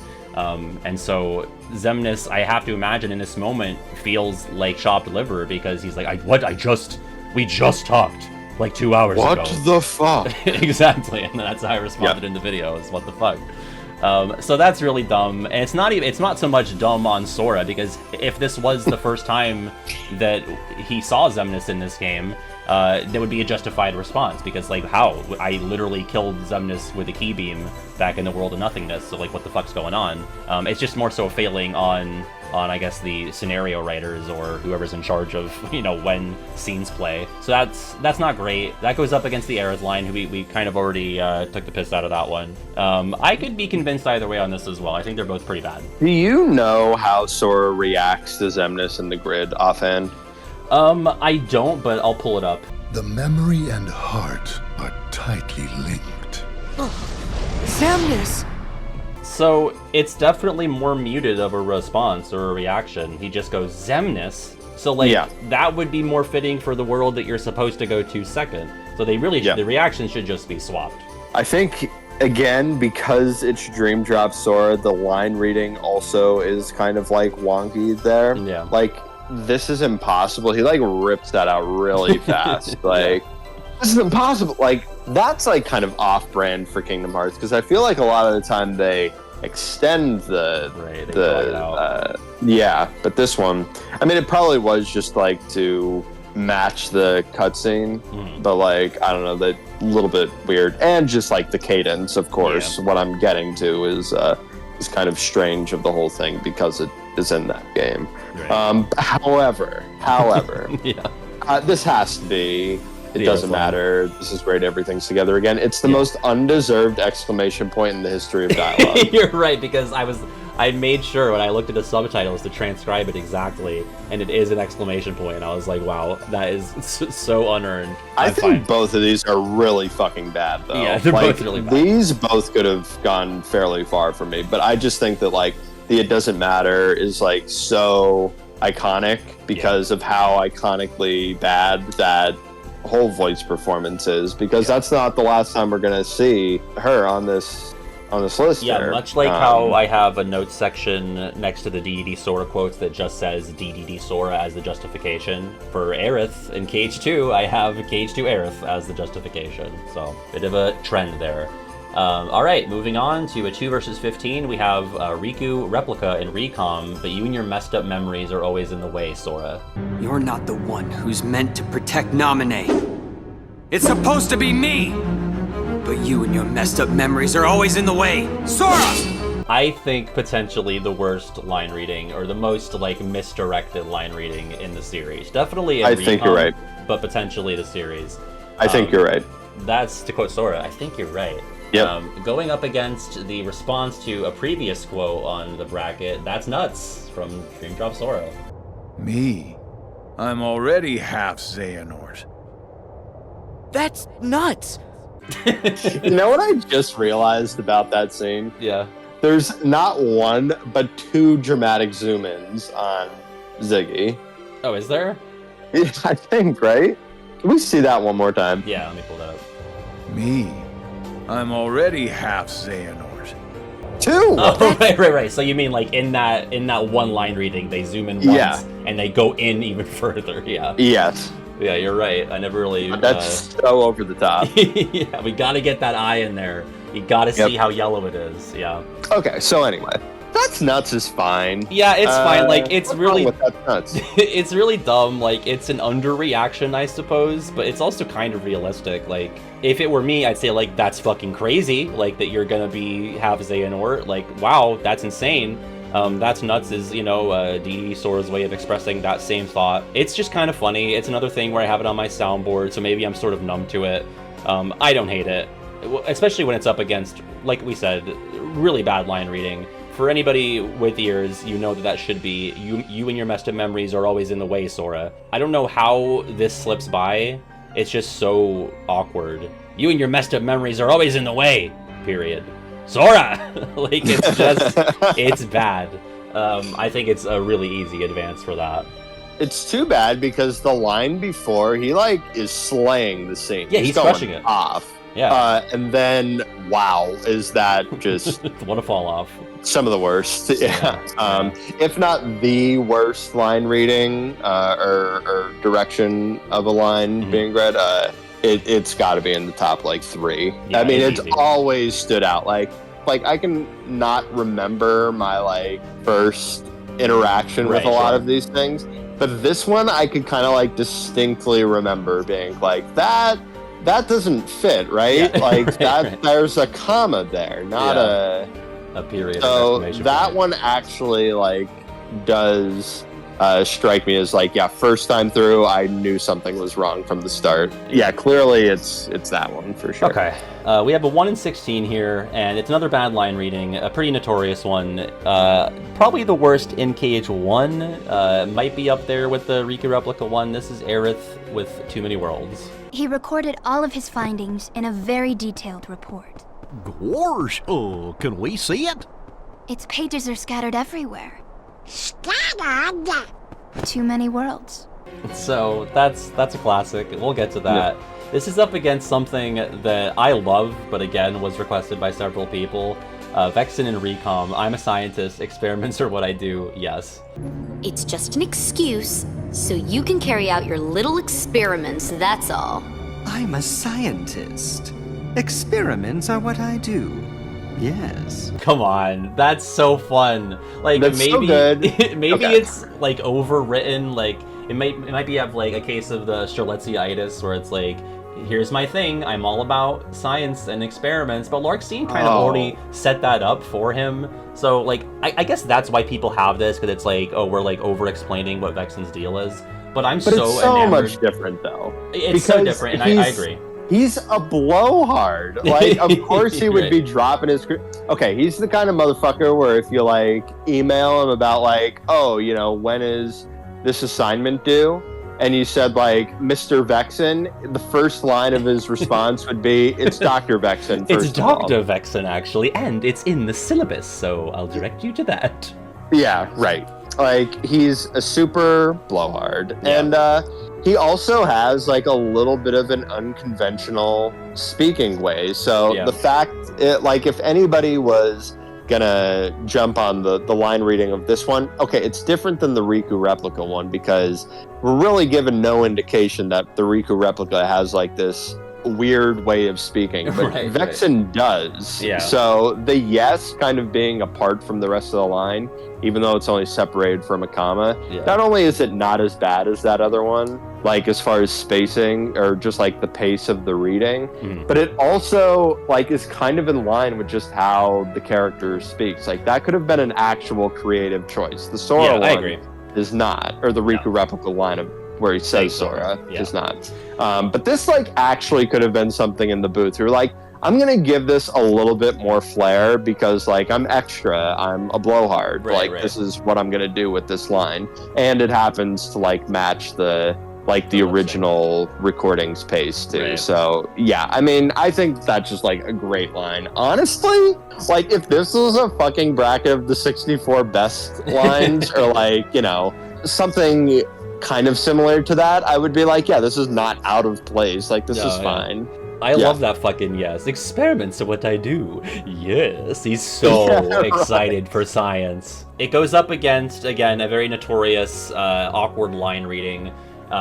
Too Many Worlds, which as a kid had me confused, and I think it sort of muddies the point being made with the statement. Like, it's bad enough when a line is like, oh, that was read wrong, like I get what it's supposed to mean. This like left people confused about like, wait, what is she saying? Is she saying the pages have been scattered to many different worlds, or that there are too many worlds to even begin finding these pages? Like, it's that second O in 2 is crucial to the point being made. And so I think it easily goes through, especially over this Vexen line. Well, this is yes, absolutely. And also, this is another case of the subtitle being correct. Like, clearly the intent of the line is to many worlds, because too many worlds doesn't make sense in the context of the game. Now, this is a bad line reading, and I think it's the most famous bad line reading. For sure. If it's not the worst, I think it's the one that's kind of penetrated the larger video game culture. Like it's definitely something that's been pointed out, and like, you know, like videos from people that make KH content, but they're not like KH content creators. Like they made a video like, here's my experience with KH, and they're like, oh, that was a weird line reading from Aerith. Yes. So for sure. All right. Moving along, we have the most contentious line in the entire series. I know I've said like these are contentious or these are iconic. This is the Like, we're gonna argue about whether or not this is good or not. No, Shion, who else will I have ice cream with from Roxas in Days? No. Shion. Who else will I have ice cream with? Classic. And that goes up against the aforementioned, did you know how popular I am? I got loads of people ruined for me. Sorry, boss. No one axes Axel from Lee in KH3. Knocked from the board early in the game. Utterly useless and forgotten. Are you kidding?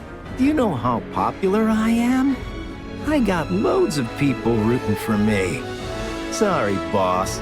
No one axes Axel. Got it memorized?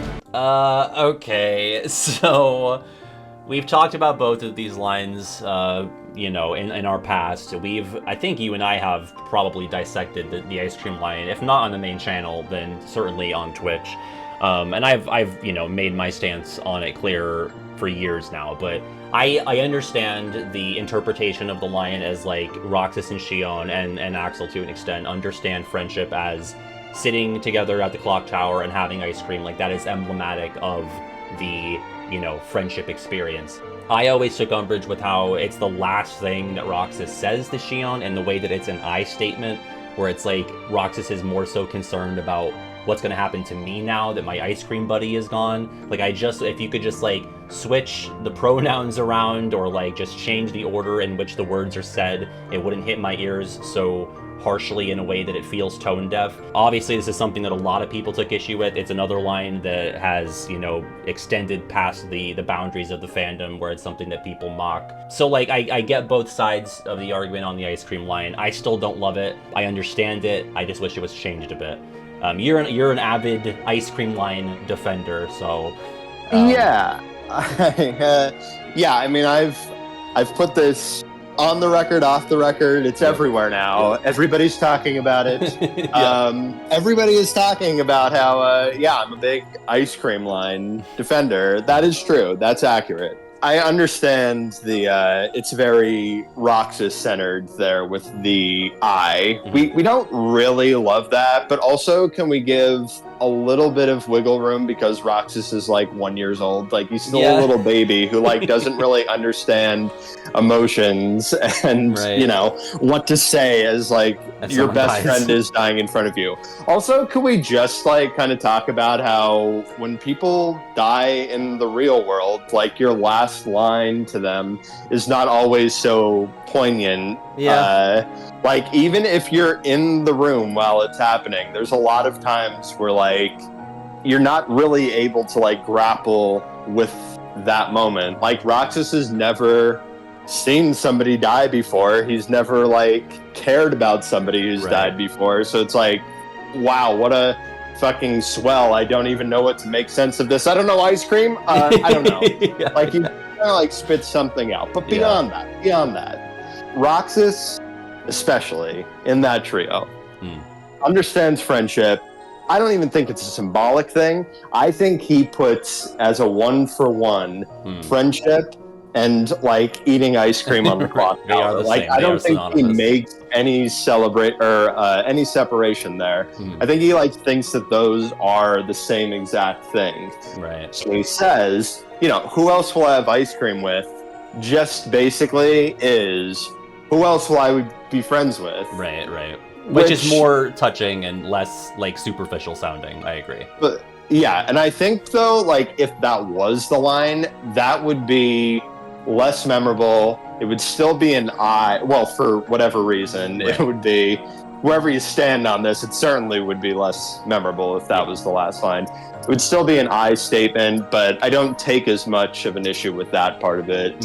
And I don't know. Like, again, both of us have we've discussed this. that. I'm sure a lot of people that are going to be watching this, at least some of like your hardcore some of the usual crop, are definitely going to know, you know, where we stand on this one. But no, I don't think it's a bad line. In fact, I think it's quite a good one, which I cannot say for the other one here, which I think is quite bad. Okay, so I am sort of on the opposite side of the coin with this one, where like everyone gives this one shit. Like, I guess I just gave him one pass for this game. You know, it's like your lame uncle again, who's like usually like he's making an inappropriate joke at dinner, or he's like wearing something stupid to a family function, and it's like, God, this fucking guy. But like, you know, I'm just feeling a certain way this Thanksgiving. Like, I'm feeling a little more forgiving. I'm like, you know what, Uncle Axel, that was pretty funny. Like, I'm just gonna give him this one. I don't hate the fourth wall of it all. Like, I think he's the guy that's leaning on it the most in this game for sure, and definitely if you were to like take every moment in the series, or every game in the series, he's the one who does it the most overall. Like, it is a meta statement about like Axel's popularity. The only reason he was brought back in 2 is because he was so popular amongst the dev team and the writers.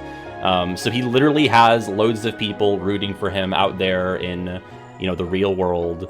The Axe's Axel line is like, you know, not that great. Like, it's not even a pun. It's just like, hey, my name sounds similar to this verb that I'm using here. So I don't know. I find it kind of cute. I find it kind of fun, especially with the direction that the series is going, where like there is some sort of blurry line between fiction and reality.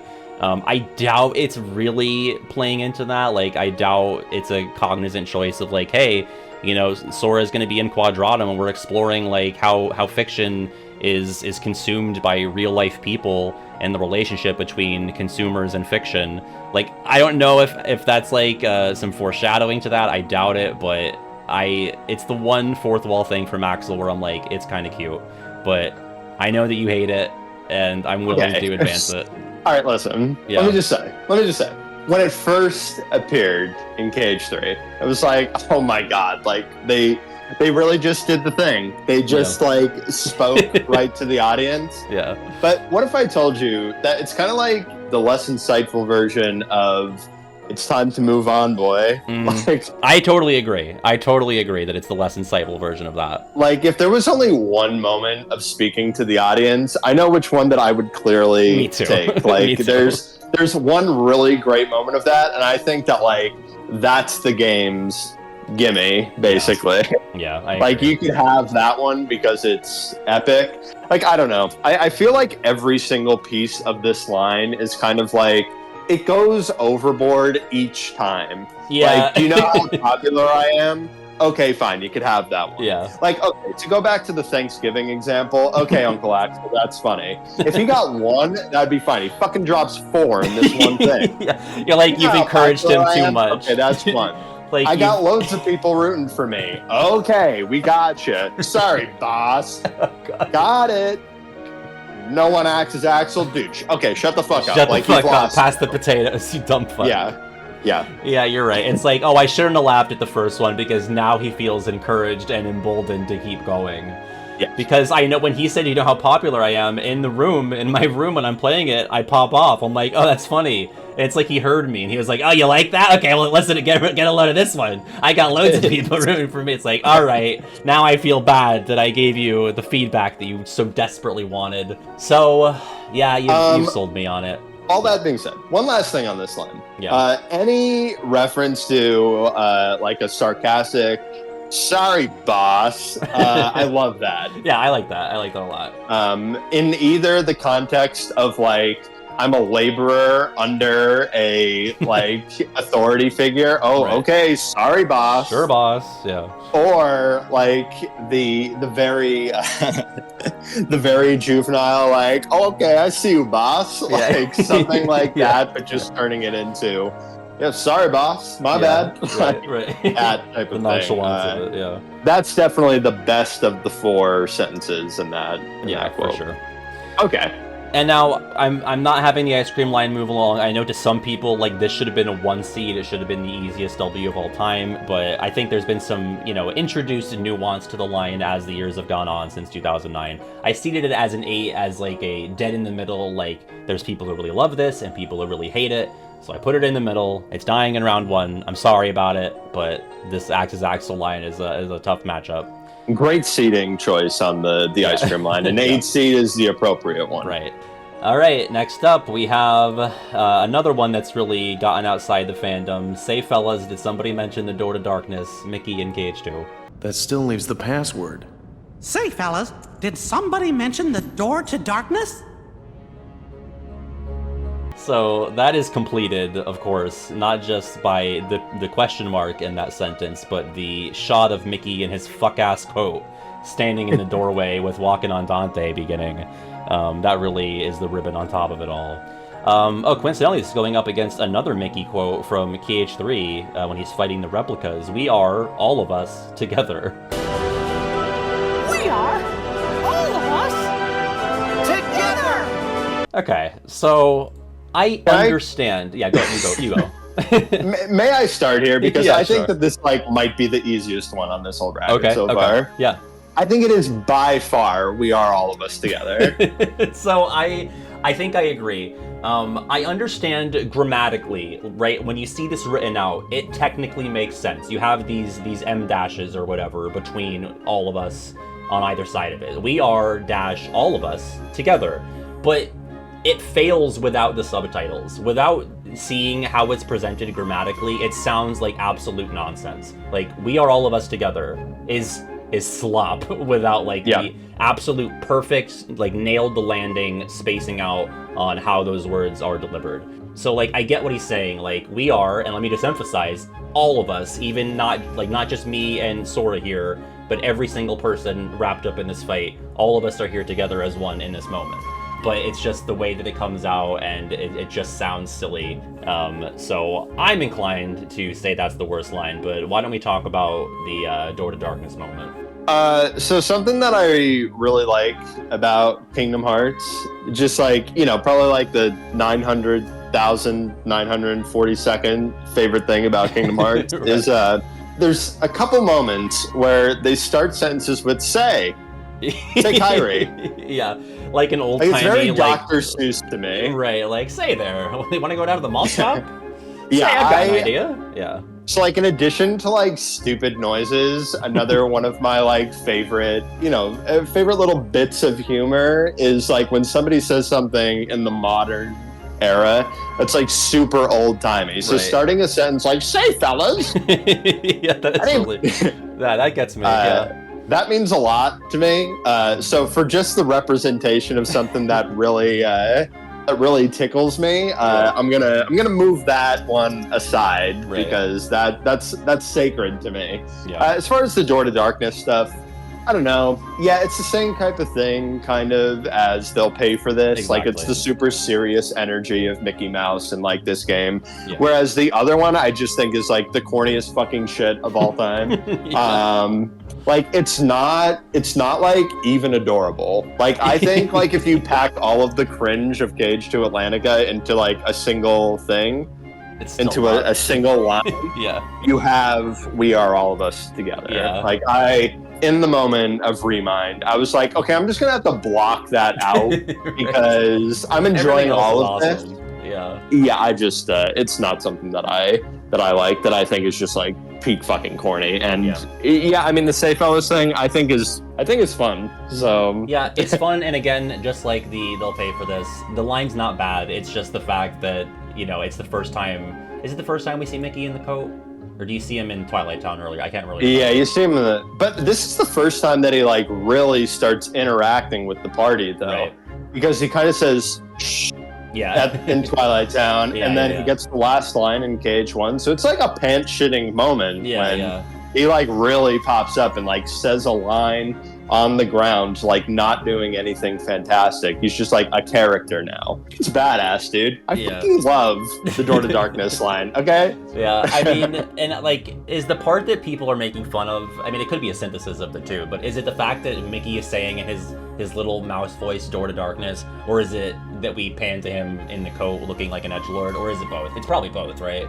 It's probably both, but I have a limits of corn that I can handle. Okay, right. This is the perfect amount of camp that works for me. The We Are All of Us Together feels really juvenile. This feels oh my god, they have to know how fucking crazy this is, right? right.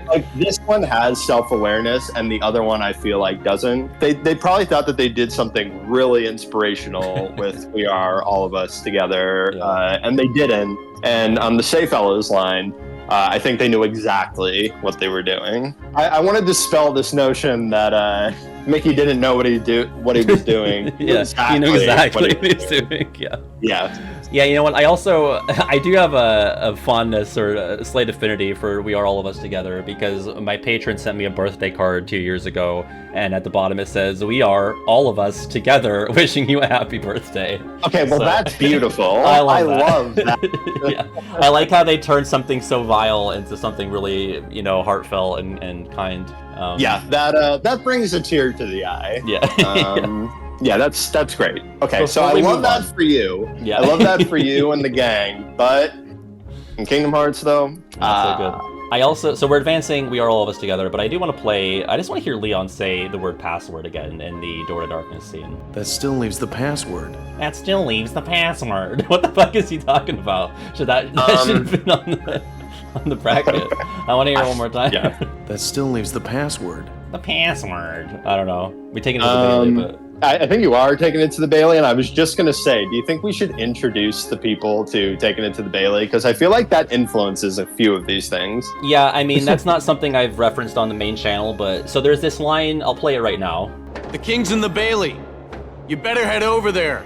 For whatever reason, Kiwi and I always remembered it as being like a lot more gravelly and gnarly sounding. Like we always quoted it as, "The king's at the Bailey, you better head over there." Oh, may I? May I? Please. The king's at the Bailey, you better head over there.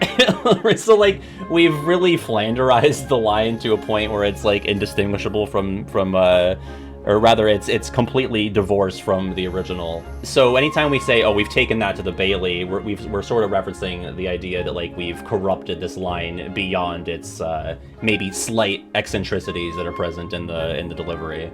Right, like there is a little bit of stank on "you better," but it's not like even close to what we were describing it as. When we were trying to like describe it to people who had never played the game and are like, "Yo, wait until you hear this fucking line. It's crazy." It's not. Listen to how like nuts Leon is. Yeah, he doesn't say it. It's not at all like that. Yeah. Honestly, I think that's our only miss ever. Yeah. That's the first time we were wrong about something. Yeah, I agree. Right.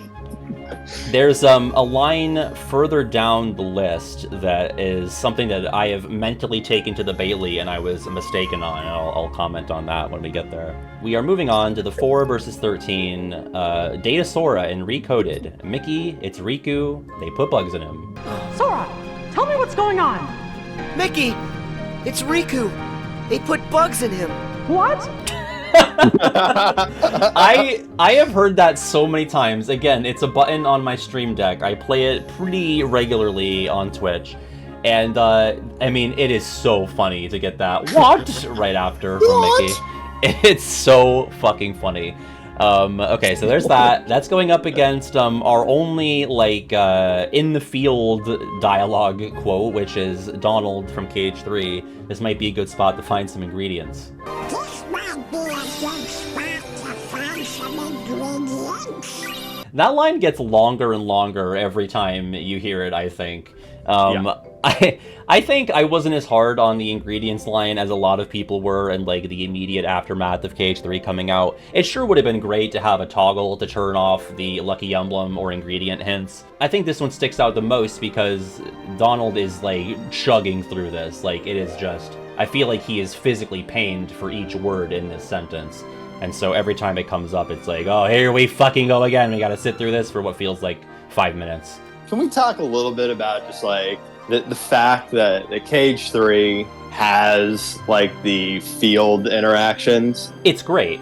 It's sorely needed. I like kind of forgive this line just because it happens to be the most famous of something that I think is like a massive net positive for the series on the whole. Like it gets so overused, I know, but like if the sacrifice would be like, okay, well, obviously what you propose, just having a toggle to be able to turn some of the repetitive ones off, like, okay, if that was the solution, that would be the ideal. But like, if I had to choose between listening to this line like 600 times throughout the playthrough, or there not being any field interactions, then I would take listening to the line 600 times. Yeah, I agree. It adds so much life to the experience, and like, yeah, maybe record like a couple different iterations. Like I know Goofy has some, Donald might even have another line about ingredients that isn't this one, I don't know. But there needs to be like maybe 5 or 6 for this. I also love the mashup of Donald in KH3 and Ignis in Final Fantasy 15. Yeah. That's it. What's it?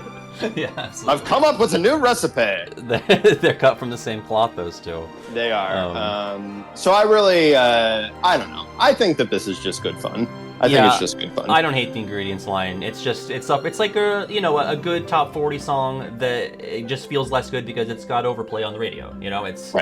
It's not like somebody that you used to know is any less good of a song because they played it over and over. It just maybe it hurts you many times. Mickey, they put bugs in him. It's really funny. Like, it's just unironically like a gut buster for me. It's, Data Sora is only second to Dream Drop Sora in terms of dumbness. So I don't know if he thinks that like they put literal insects inside Riku's brain, which a justified reaction then, because that is terrifying. But I don't know. I don't hate it. I'll advance it. So, okay, behind the scenes look here for the people again, and for you, actually. So, I'd asked you before we started, or I had mentioned that I knew which horse I was going to be riding. So it's this. This. Okay. I can't. Come on. Like, this is so absurd on every level. It happens encoded. True. Which that does not help Minus it. 50 points, yep. It goes over some kind of absurd line for me. Yeah. It's just this is incomprehensibly stupid, right? Yeah. I don't know. I feel like I hold it a little bit against it that it's got that Mickey on the voiceover and Sora on the ground describing what's happening. Really, you couldn't have found a better way to describe what the condition of Riku is. Skipping right to they put bugs in him. I feel like I kind of ate right there. Yeah, you I did. don't know.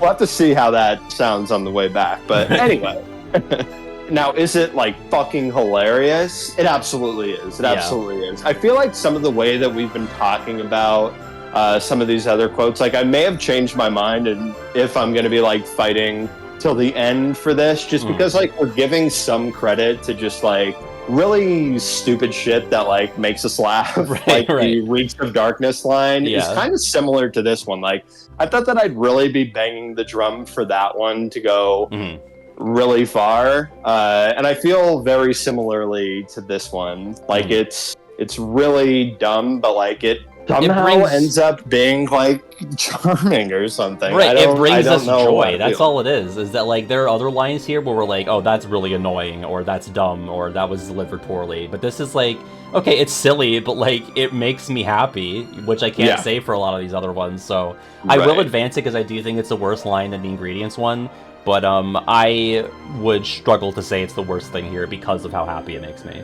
Yeah, going into the project, I thought for sure this has to be it. But now that we're talking through some of the justifications, I'm kind of reframing what I think a bad line is. If it was a bracket of shit movies, would I really actually be able to put The Room all the way through, which I think is that's the equivalent of this line. It's so bad, but the joy it brings me is unstoppable. What a funny story, Mickey. Yeah. Okay, yeah. So we'll move it along. And hi, Mouse. Oh, hi, Mouse. We will go to the 6 versus the 11. We have another line. This one is from A New Day is Dawning, Ariel and KH2. Please say hello, Daddy, Sebastian, Flounder.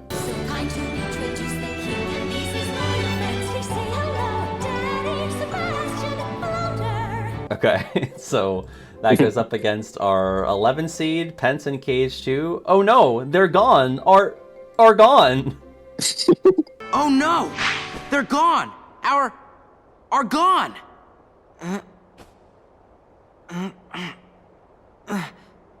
What?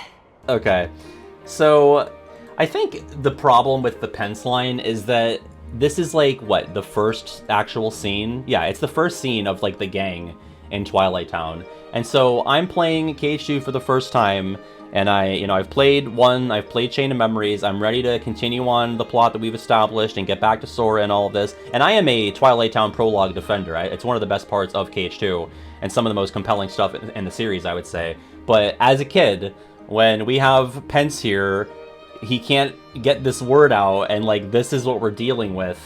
I'm just like so out. Like I'm out on these new goobers. I'm out on whatever's going on with this missing word shit. I'm like, I want to, get back to the real stuff here. And so this has always stuck with me as like, wow, I'm going to have to put up with this nonsense for a good few hours, aren't I?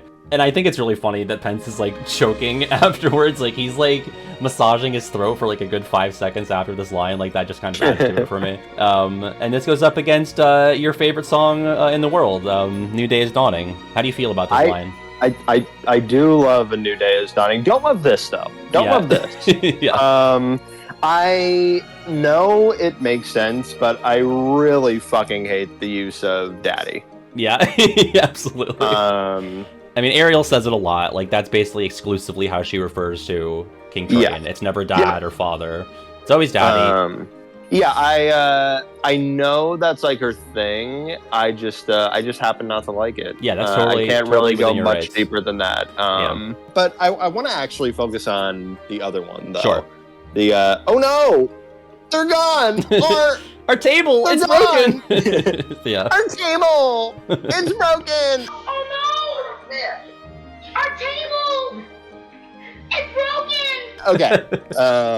First of all, I love an oh no. Yeah, oh no, it's really good. Oh no! Yeah. See, Shit by Bo Burnham. Oh no! The background vocalist. The background vocals. Oh, no. Yeah, good stuff. Means everything to me. So kind of like a Say Fellas, I have a lot of affection towards, and a completely genuine. A completely genuine oh no. Yeah. So you just kind of brought up something really interesting that I had not considered about the timing of this, because at first I was going to say I feel like this is really good actually, because it kind of is the first sign of fuckery in Twilight Town here. Like something is messed up here. Like what exactly is happening? Like it introduces the mystery of prologue Twilight Town. However, where you were going with it is kind of like, does this almost happen too soon? Like it doesn't really like let us establish like these new characters that we're just kind of being thrown into for the first time. Like we don't know anything about what's going on, and like maybe the mystery comes too early, right? Yeah, because like again, we have just been introduced to Hainer, Pence, Olette, and Roxas technically in this scene. They're sitting in the usual spot. They've had one convo together, and it's centered on this like missing photos thing. So yeah, I do think like maybe give us a day in Twilight Town where things are relatively normal. I mean, and again, I like Twilight Town. I like how like the mystery of the prologue and things getting fucky. But the way the speed at which it happens and the way it happens with this missing word stuff was a little too off kilter for me as like the first sign of weirdness in the game. I kind of want to see like their normal world first, right? Like, oh man, I don't know how you'd restructure it. And like you, I love the prologue, but like in a way, it almost would have been like more helpful to have like the struggle come on day one or something like that. Yeah, just to show like this is our culture, like this is what we do here. Yeah, right. So I feel like maybe just like it could have been restructured so that this didn't come so early and you were just like lost immediately. Like on the replay, this is much stronger, but like I'm trying to put myself in the position of like somebody who's just playing it for the first time, as if I wasn't once that person. I don't know why that's such a fucking leap for me, but whatever. Anyway, so I feel like this maybe just is ill-placed in the game. Well, I also think we've sort of buried the lead in that it's awkward to say Argon, like, vocally. Like, I feel like this is something that works better in a written medium or a text bubble in the game. It's weird to, like, like, I know that's part of the plot, like, the whole reason they can't say the word is because, like, they are in the simulated Twilight Town, so the word photo and the photos themselves have been, like, deleted or quarantined off from the main simulation. So, like, I get why that's happening, but it doesn't change the fact that the delivery is awkward and weird. Yeah. With all that, I would still pick Daddy Sebastian and Flounder. Yeah, I would too, because I understand that like when singing, you can stretch out a word to fit whatever melody you're going for, but stretching the word daddy out into several extra syllables to fit the meter here is just really awkward, and it's not really that well sung, I would say. Like, no offense to Jodie Benson, like I don't think she's really putting in her best work here in these KH2 Atlantica songs. So it's also, you know, that's part of it. Can I also just say, I love when King Triton says Ariel. I love Ariel! I'm so happy for you! Yeah. I just love when he fucking hits that Ariel! It's so good. Like, not just in the song, but also like when he's yelling at her, like in any other scene. It's some of my favorite. Alright, so we'll advance that. Yeah, my only other thing on Atlantica, just because I don't know if I'm going to have the opportunity once we start ripping through this a little bit more, is how about that fucking asshole destroys something in her grotto in 2 straight games? Again! Like, yeah. We actually did a daddy tier list of KH daddies on Twitch once, and I had Triton really low because, like, he's such a dumb dick. Like, Who what won? an idiot. I don't remember. It wasn't like a bracket. It was, did I say bracket? I meant tier list. It was tiered out, so I'm not sure who was in the S tier, but I can go back and I'll put that on screen for any. I'm interested. Yeah, let the main channel know who won the daddy tier list. All right, moving on. We have Aqua and BBS. You two would make the weirdest brothers. I want to know now. You're too young to know now. Quit treating me like a kid. Hey, what are you laughing at? I can't help it. You two would make the weirdest brothers. Huh? They are so appropriately confused by that because, again, what the fuck are you cooking, Aqua? What does that mean? It's such a weird thing. And it sucks because... The Terra, huh? Yeah. And it's the first, again, it's like that HPO scene. It's the first time we have these characters all together in one area and they're having a convo, and it's like one of them just rips like a nasty fart in the middle of it. It's like, oh, we have to like live in the aftermath of this totally strange, inane comment that you've made. Speaking of farts, we have Sweetest Poopsies hasten to my side. Right now, Mommy needs you. Ursula and KH2, our first Ursula. Read that one more time, please. Sure. Sweetest Poopsies hasten to my side. Right now, Mommy needs you. Royal darling, strong as the tide, sweet as poopsies, hasten to my side right now. Mommy needs you. Okay. Make them right. Make them right. For me, it's definitively, you two would make the weirdest brothers, because I genuinely don't know what that's supposed to mean. Like, I guess it'd be, if it was like, oh, you guys would be funny, like, it'd be funny if you guys were brothers, or like, it would be like, oh, you guys act like brothers, like, you're the big brother, Tara, and Ven, you're the little brother, and that's such, like, a funny little dynamic you have. Like, I guess that's what's being implied, but, like, you two would make the weirdest brothers is bizarre. Like, I just don't get. What's so weird about it? Right, exactly. Like, it's just a weird choice of adjective. In fact, like, Terra and Ventus have, like, a very, like, basic dynamic. Very typical, like, little brother, older brother there's dynamic. Nothing particularly weird about either of them. They're both kind of, like, they have pretty normal banter goals and banter, but, like, you know, Terra's, like, a pretty grounded, that's not an intended pun. Terra's like fairly grounded. He has like that one goal to like be the strongest, and I mean Ventus is kind of like a blank slate, so I don't know exactly what is so like quirky about these guys that like would make them such a those guys are at it again. Right. What like the fuck is like silliness. Comedy act here? Yeah. And that goes up against the Ursula Sweetest Poopsies line, which I just think is, I mean, it's in character. Like, it's not like it's weird that Ursula says something like Sweetest Poopsies. I guess it's just the fact that you're playing Kingdom Hearts 2, and like within an hour or two, you could be slicing through a building and shooting a key beam through Mumuko Zemnis, and that was after hearing the phrase "Sweetest Poopsies" and "Mommy needs you." So it's just again that classic KH juxtaposition of the silly and the absurd to the, you know, edgy and dark. I don't hate it. It's good. This song is going to be represented again not too long from now, so I would advance the Weirdest Brothers. We can probably put that one to bed pretty quickly. See, like, one thing that's kind of irredeemable is just, like, annoying and confusing in the context of these lines, and this one is both. Like, I don't know anything of what she's trying to get across here, really. Can we also talk about, like, the reaction besides just the huh? Yeah. Like, the extended laughter, like, that does not deserve that. I don't like this. And that is also classic KH, like, we're all laughing as we pan up to the sky. All right. Yeah, that can go. Next up, kind of a running theme with this matchup here.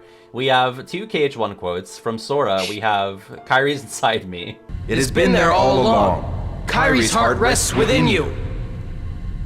Kairi's inside me? And that goes up against Riku in KH1. Sorry, old man, I have some unfinished business with this puppet. Please, give me back my son. Sorry, old man.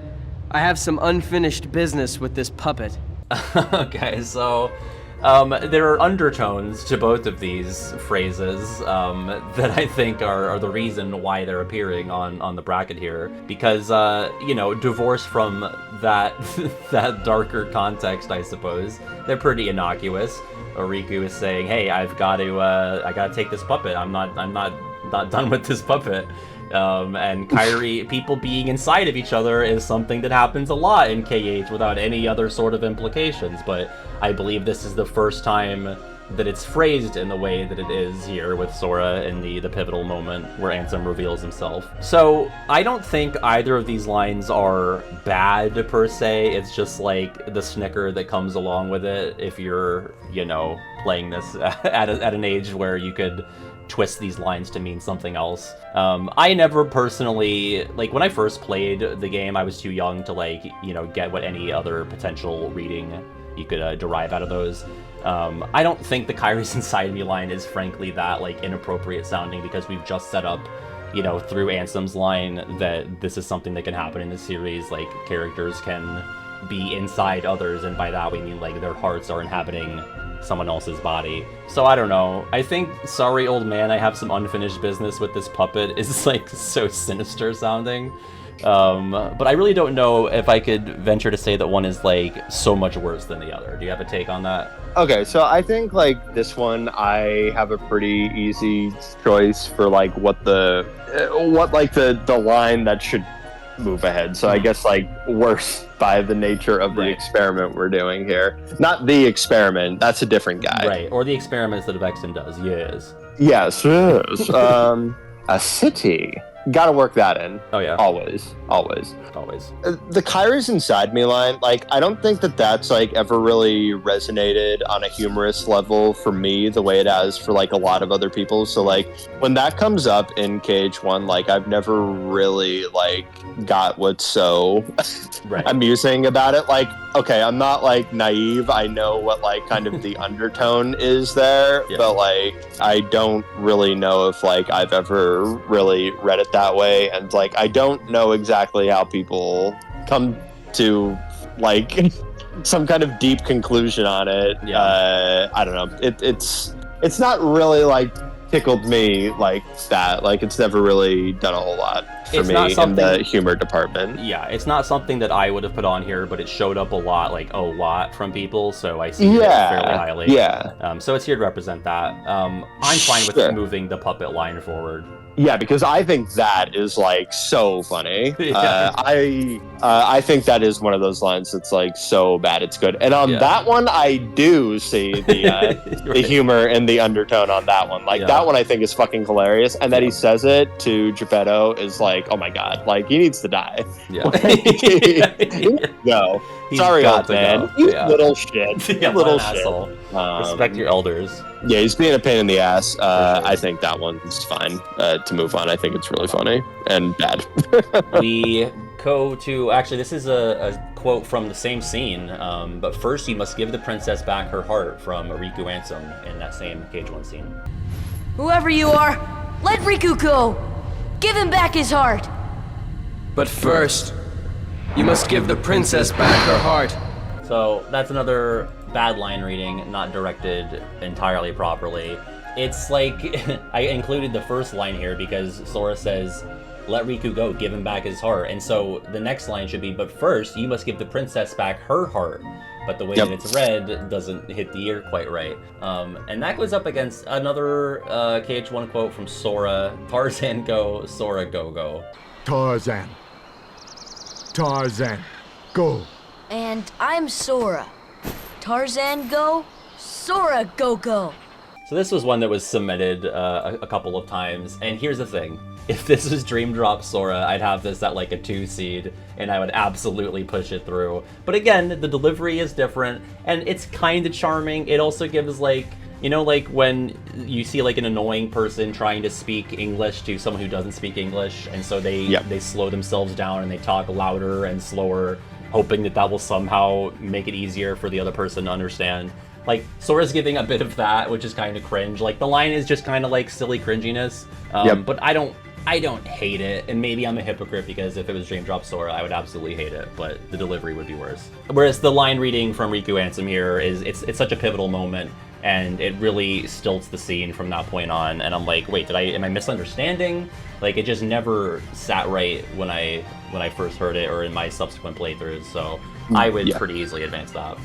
Yeah, same. I think that is definitely like a contender with To Many Worlds for like the worst line reading in KH1, which like kind of like the very first matchup we talked about here 17 hours ago, the "Of course I do" line with Mickey. Like, this is a really bad time to have a bad line reading, right. And it makes it stand out even more. And like, again, that you and like definitely I, and just like watching the scene a billion times, like the fact that you could even remember that the line reading is bad, like, makes it even more distracting, because otherwise the drama is so high, and then like that happens, and I mean, what can you do? Like, that's really bad timing for that, and it takes away maybe some of the emphasis of the scene.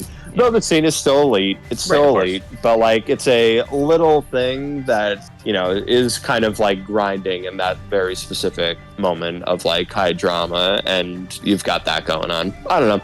I think it's quite bad for that reason. All right, we have a 1 seed, Maleficent in KH2, one of the saddest characters in all fiction. I'll turn Santa Claus into Santa Heartless. And in the meantime, I'll turn Santa Claus into Santa Heartless. Are we done? God, actually, this never really stuck out. Like, they're laughing so, like, they're so satisfied, but Oogie's like, all right, enough. Like, are we fucking done with this now? Are we done? I don't know why, but like that's never really jumped out to me. But it was so funny when I first saw it here, or when I played the clip here. Yeah. So that's we'll get into that, and then we have the 16 seed from Goofy and KH1. It's another mouthful one. I'll just play this one. Sora ain't gonna go anywhere. You'd betray your king? Not on your life. But I'm not gonna betray Sora either, because he's become one of my best buddies after all we've been through together. So this was pointed out to me by one of my viewers, Jackie, as like something that's always bothered her, this emphasis on the word betray from Goofy. And when she brought it up, I was like, oh yeah, that is weird. Because the way that Goofy says it, the emphasis shouldn't be on betray, it should be on Sora. Because Riku said it in the line prior, you're gonna betray your king? And Goofy says the word betray in the next line as if he'd never heard the word before. He's like, I'm not gonna betray Sora either.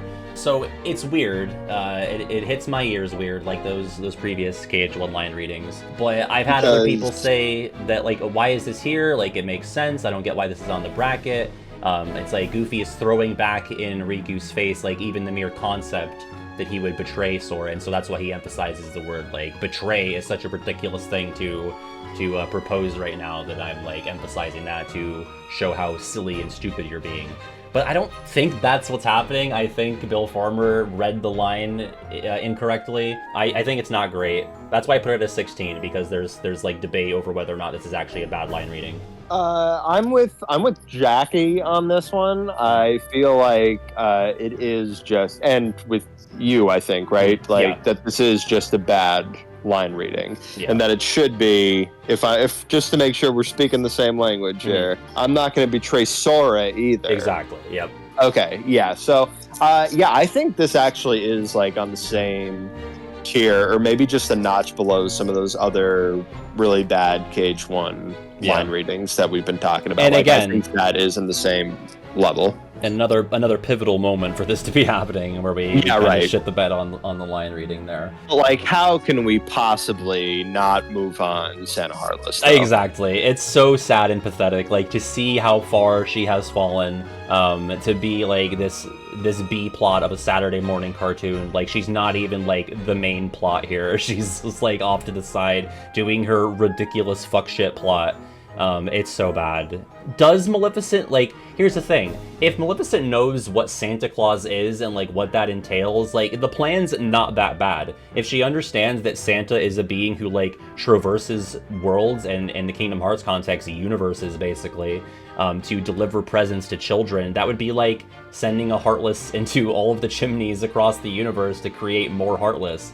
But I don't think she knows what that is. She just, like, got introduced to this guy, Santa Claus, and is convinced that he's, like, powerful enough for this to warrant pursuing. And so we're gonna make him into Santa. Like, it's just such a sad sequence of words coming from the villain of the, you know, the 3/4 of the first game. It's just so pathetic. And I love that, like, Oogie knows that it's complete bullshit, too. Like, why is this roly-poly red guy here? Yeah, time to go, Grandpa. That really hits hard. The A-plot of the first visit to Halloween Town in KH2, wow, talk about a mouthful, holy fucking shit. But the A-plot of that world there is, like, Jack wanting to be Santa. Yeah.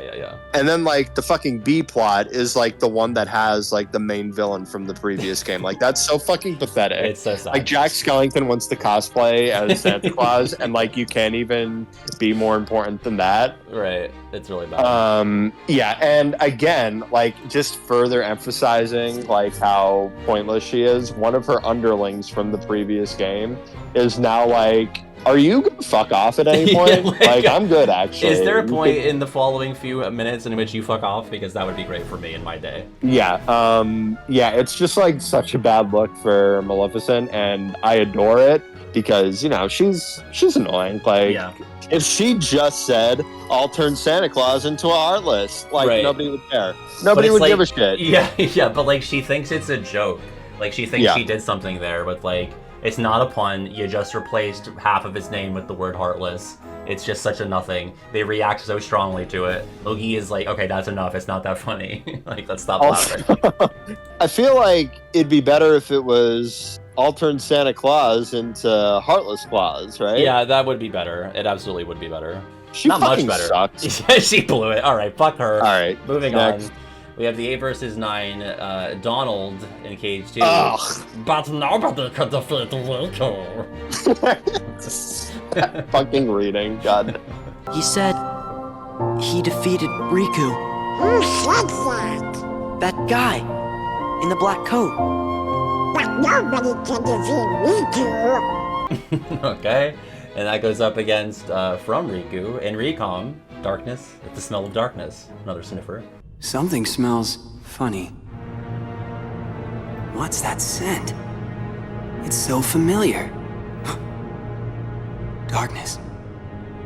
It's the smell of darkness. Okay, so by this point, we've gone through a lot of the Riku smelling quotes. I think it's starting to lose its luster for me. I'm not inclined to really delve into that one too substantially.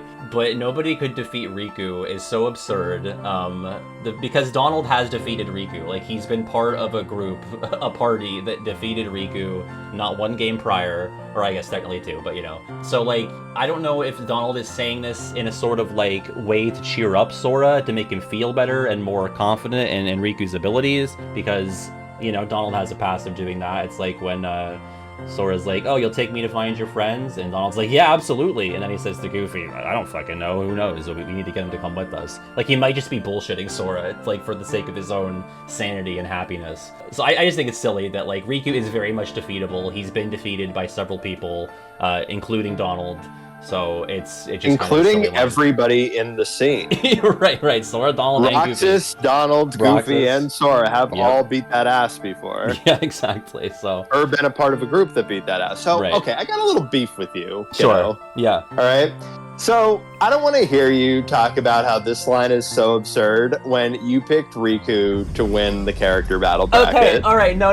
Let's not do this. Let's not dredge up fucking 3-year-old laundry. Because no, let's fucking go, buddy. No, because this is stinking out the whole apartment. Let's fucking go. This is Riku as of the end of KH2. And now when I talk about Riku's ability to win the character battle bracket from, mind you folks, 2021, that we're talking about a Riku who has gone through the rest of 2 and all of Days and Dream Drop. He's become a Keyblade Master and all of the rest of KH3. I think that Riku wins the character battle bracket. I do not think the Riku that was recently defeated by Donald and or Roxas is the rightful winner of that crown.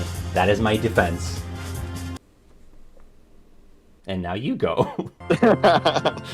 Yeah, no, I just wanted you to sit there with that. That's totally fair. Totally earned. No, so, okay, I think, just to go to the other line really quick, I think It's the Smell of Darkness one is actually probably the best of the sniffer lines. Yeah. Mm-hmm. Because that one, like, actually probably could pass. If that was the only use of it in the whole game, like, that would be okay. By the way, we're just letting Zexion off the hook here. Yeah, like, he does it too. I picked up 2 cents in the bottom basement. Yeah, okay, that's where the bathroom is. The fuck?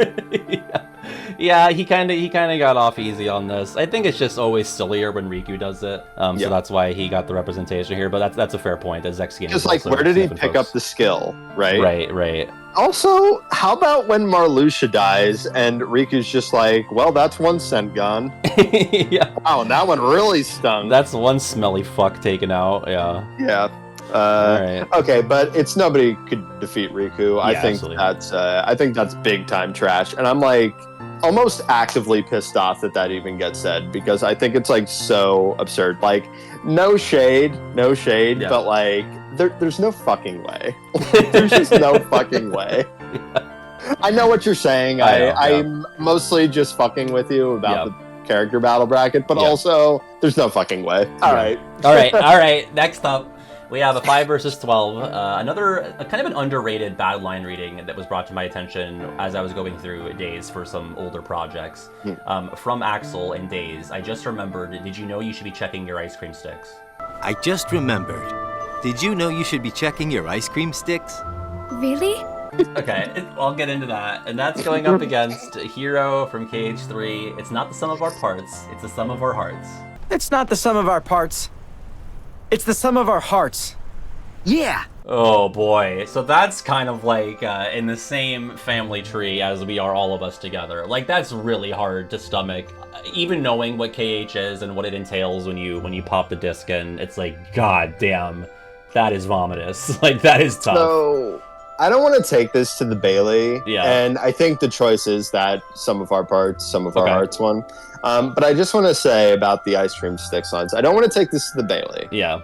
But he's like really cutesy in that, isn't he? I just remembered, did you know you should be checking your ice cream sticks? Yeah. Like, why does he sound like Selfie from Destiny Islands in that line? This isn't gonna hit for you, but I've always said it sounds like fucking Tristan from Yu-Gi-Oh! Abridged, which he goes like, I just remembered, did you know you should be checking your ice cream sticks? Like, it's so fucking goofy. Yeah, I don't know what he's doing there. Yeah, it's not good. Like, the rest of the scene is fine. The rest of his performance in Days is fine. We've taken umbrage with, like, the words that Axel says, but in terms of his line delivery, it's actually usually pretty solid. This is, like, the one weirdo case where it's, like, he's doing, like, a voice. So your ice cream sticks? Your ice cream sticks? Just bizarre. Alright. So it's silly, it's out of place in terms of its tone, but is it worse than some of our hearts? No, because, like, I think the Axel line actually, like, serves a function, you know? Like, that's a pretty important thread for the characters there, like, seeing that through. So I appreciate that one. Weird-ish line reading notwithstanding. Right. Not some of our parts, it's some of our hearts is bad. And I don't like that it comes from Hero, the least fun of the Big Hero 6 characters. Yeah, he really is the wettest blanket. Not helped by the fact that he's like, again, won't hit for you, but the Morgana Persona 5 of KH3, where he won't let me go where I want to go. He keeps me cooped up within some boundaries. It knows better than me, the wielder of the Keyblade, how far I can travel into the city. I know that you can't let me infinitely travel the city for anyone who's going to get on my dick about that. Like, I get that. But it's like, you know, it's annoying to have a character deliver disappointing information to you over and over. That's why. I would rather, like, oh my god, this is going to sound like fucking heresy, but I would almost rather, like, a KH2 text bubble that comes up with, like, Sora's inner thoughts. Yeah, like, I don't need to go that far. Can't go any further. I think it's the hero line. That's enough of him. Yeah, for sure. Easily.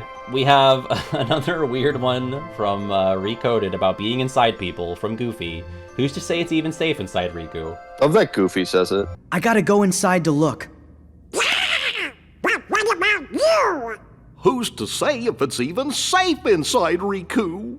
Understated, and I guess undernoticed part of that exchange for me is Donald's just sort of like, bah! Like reaction to that. Like it's not a word. Out. It's not as like it's just like a scream. I really quite like that actually. And that goes up against another Riku-centric quote here from Riku in KH1. There can't be two Keyblade Masters. Riku! But it all ends here. There can't be two Keyblade Masters. There can't be two Keyblade Masters is something that, again, gets dragged out a lot as like, hey, back then, this doesn't age really well because we were saying the words Keyblade Masters, and look, now everybody's a Keyblade Master. Everyone and their mother has a Keyblade, and they're getting granted the title of Master. This, I would hope this is like fairly common knowledge, at least amongst the fandom at this point, but like, when they use Keyblade Masters in KH1, they don't mean master. Like, it's another translation localization thing where anytime the Keyblade Master is being used, it means wielder. Now, again, that still doesn't age well because we have a bunch of people wielding Keyblades, you know, in the future. But Riku also, like, he's being manipulated. Like, he's new to all of this, you know, the conventions of the Kingdom Hearts universe and how Keyblades and Masters work. Like, he doesn't realize that that's bullshit. Like, it makes sense within his character arc at that moment to not understand that, yes, two people can wield a Keyblade.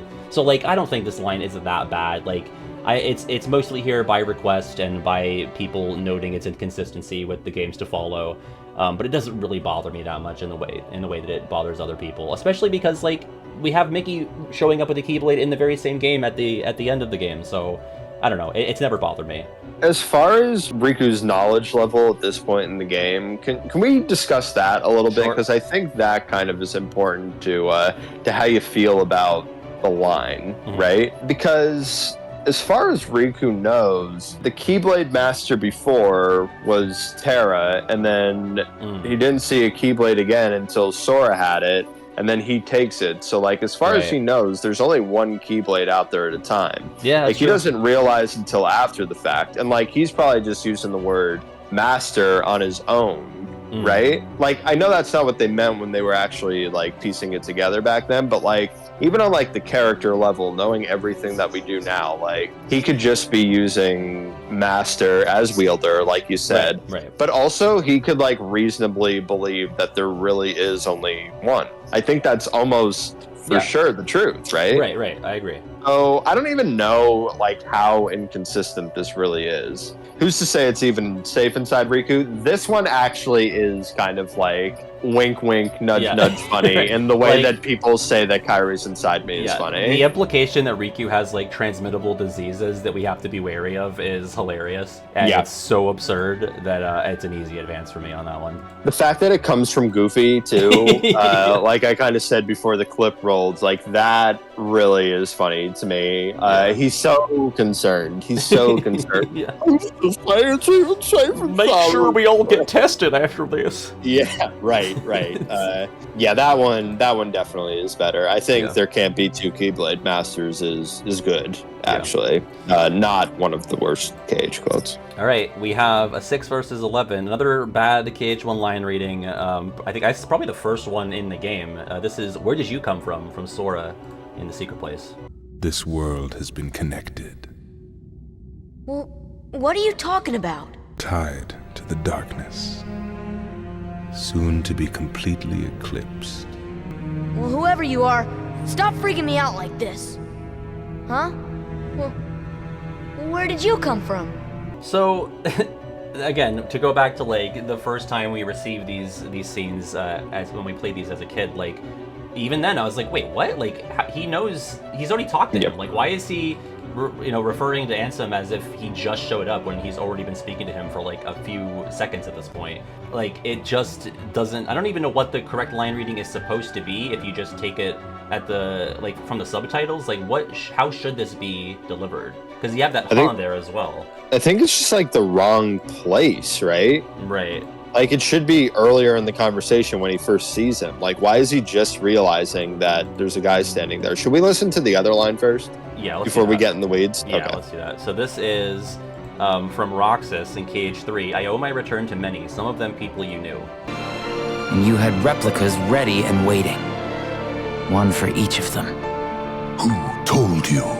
I owe my return to many. Some of them people you knew.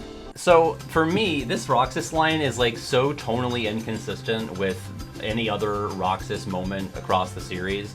It just doesn't ring to me as something that he would say. Like, the way that Roxas speaks has never sounded this, I guess, self-assured and like confident and sophisticated in a way. It's just not his speaking style. So I don't know, he's been gone / dead for a year, so like maybe he picked something up while he was floating in the Sora abyss, but like, I don't know, it always just seemed like this is too mature for what we've known of Roxas up to this point. I agree, and also, like, my main question with this, like, at the time and now, is how the fuck does he know this information? Right, yeah, because like I said, he's been floating in like this pseudo-dead, like half-existing void inside Sora, and it's like, yeah, who Sora gave him the doesn't spark even notes? know some of this Right. stuff. So how does Roxas have the spark notes on like the method at which he's been revived? It's bizarre. And he is revived like right there. It's not Right. like he got like a 5-second crash course from Ansem the Wise and everybody. Like Yeah. that did not happen. Like he just arrived right there. Yeah. I really don't like it. I think and like you said, it's really out of character. Like it's so serious or something, right? Or I've always like talked about just like what era of like the real world does like Kingdom Hearts dialogue most reflect. Mm-hmm. And it's like this one feels like really out of step as far as like real world timing with the other quotes, right? Yeah, this is like on the other polar end of Totally Owns You Lamers. Like this is like they're like Game of Thrones shit right now. Yeah, like I've said before that like I feel like a lot of the writing in Kingdom Hearts like probably is somewhere around like pre-World War One. It's probably like Gilded Age writing, like with some modern flair, just so that it's like followable. But like it's a lot based in like. I mean, not just, like the 1880s or whatever, but like since a lot of it's based on like fairy tales, a lot of it takes on like a very similar thing to that. Now, this is like on some different fiction writing plane altogether, and it does like stand out for that. Like, I feel the same way about every time, and I know that I brought this up with like you before, but I really dislike the 50 times, it's not really 50, it's probably like 5 times, where a character goes, could it be? This cannot be. Yeah, right.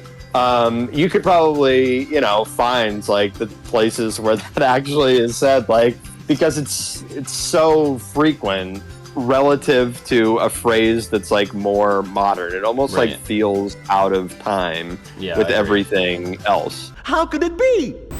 Could it be? Could it be? Could it be? Could it be? It cannot be. Cannot be. And this line really stands out for that same reason. Like, I owe my return to many. It's so not Roxas, and it's also like just so incompatible with a lot of the other shit that comes out of people's mouths. Like not just him, but just like the series as a whole. It's in that same like, could it be? Like the ultra formal. To quote Marluxia, that line's not you. That's exactly facts. on the Roxas one. Which, by the way, that is a fantastic line. Oh, I love that. But wait, are we advancing the Roxas one? Because I think the Sora misdirected quote in the Secret Place is also really bad. Yeah, because we kind of redirected, but we started with that one. Right. So yeah, I mean, I don't know. I think I've said everything I have to say on it. I think it's just like this is not either put in the right place or not read the right way. Like, I think it's like he needs to interrupt himself and be like, well, you'll see. Wait, I'll go out there and wait, where did you come from? Like, it should be something like that. But it's like its own separate sentence, and it's like so late in the convo that it just doesn't work there. So like, as much as I dislike the Roxas line, I feel like the Sora one is a little bit worse just based on it happening so early. Again, at a pretty important moment. Like, none of these fucking bad line readings are happening in like schlocky, filler Disney scenes. It's all like really important stuff.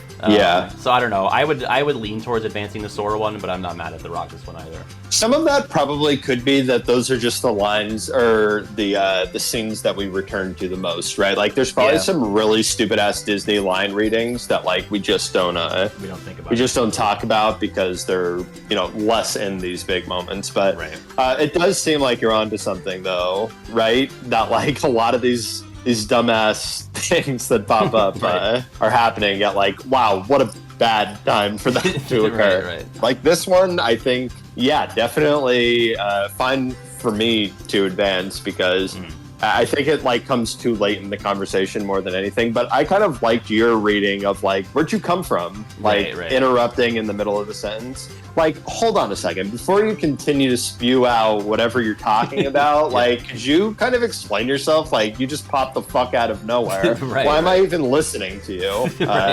I kind of inflated how not down for the Roxas line I am just because I was trying to get that whole shtick out. But I do think the where did you come from is worse, though, so that should probably move on. All right, we get to a 3 versus 14. Another Axel DDD quote, had your perfect little script, but you kind of forgot to write the sequel. Promises to keep. I'll always be there to get my friends back. What? Bad timing? You had your perfect little script, but you kind of forgot to write the sequel. Now, let's find out what happens. Okay. I don't want to get too into that. That one's exhausting to listen to. We'll play the next one and then I'll dissect that. Sure. KH2, returning to Ursula's revenge. Sorry, Mommy, your poopsies, your toast. Mommy needs you. Smash those stupid fools! Make them run! Sorry, Mommy. Your poopsies are toast. I also like Ursula's reaction that like her 2 pets have been murdered. She's like, oh, fuck, I wasn't expecting that one. Okay, so the only reason this one's here is because it's funny that sequence of words exists in the same game that you can fight Sephiroth. Like, that's the only reason it's there. It's kind of good Sora stuff there. Like, he's throwing this back in your face. Like, it's like that, snarky KH2, bit of an edge to him Sora in some cases, especially when he's like bullying nobodies. It's like that same energy of like, fuck you and the horse you rode in on, or the eels you rode in on, your poopsies are toast, I killed them. It's not really that bad. This line, this is something that we would always take to the Bailey as well, because I could have sworn, and I didn't hear it come through when I just played the clip for us now. Can I guess? Can I guess what you're about to say? That you put the wrong word at the end of this. It should be seek space well. Yeah, sequel. Which, like, I don't know what happened, because I swear, like, a couple years ago, we were positive that he said sequel. But sequel. It doesn't sound that bad now that I listen to it again, but, okay, even that aside, he is, like, stretching out every fucking word in this quote.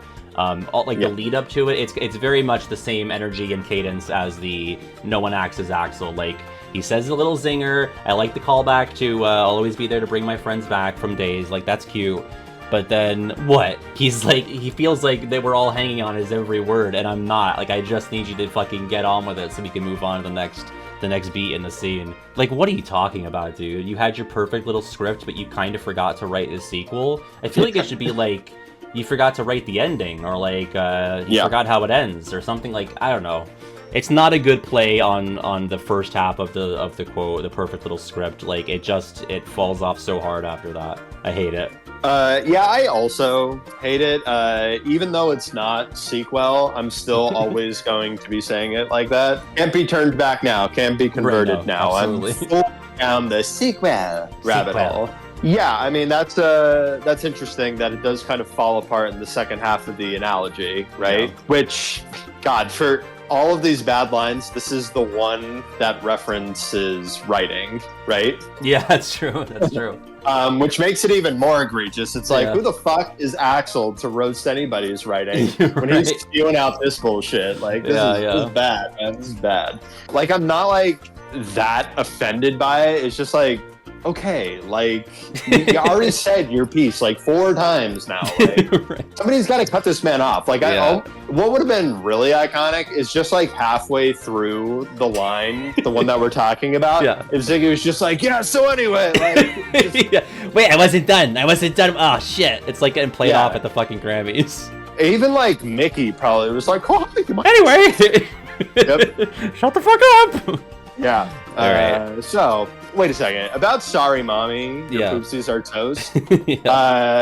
That's really fun. Okay. Like, that's actually solid. This is another one of those lines where I look at it, I'm just like, wait, why is that here? Like, this is great. But no, I understand that it's because of like the tonal shift of like this being next to slicing through buildings or they'll pay for this. Right.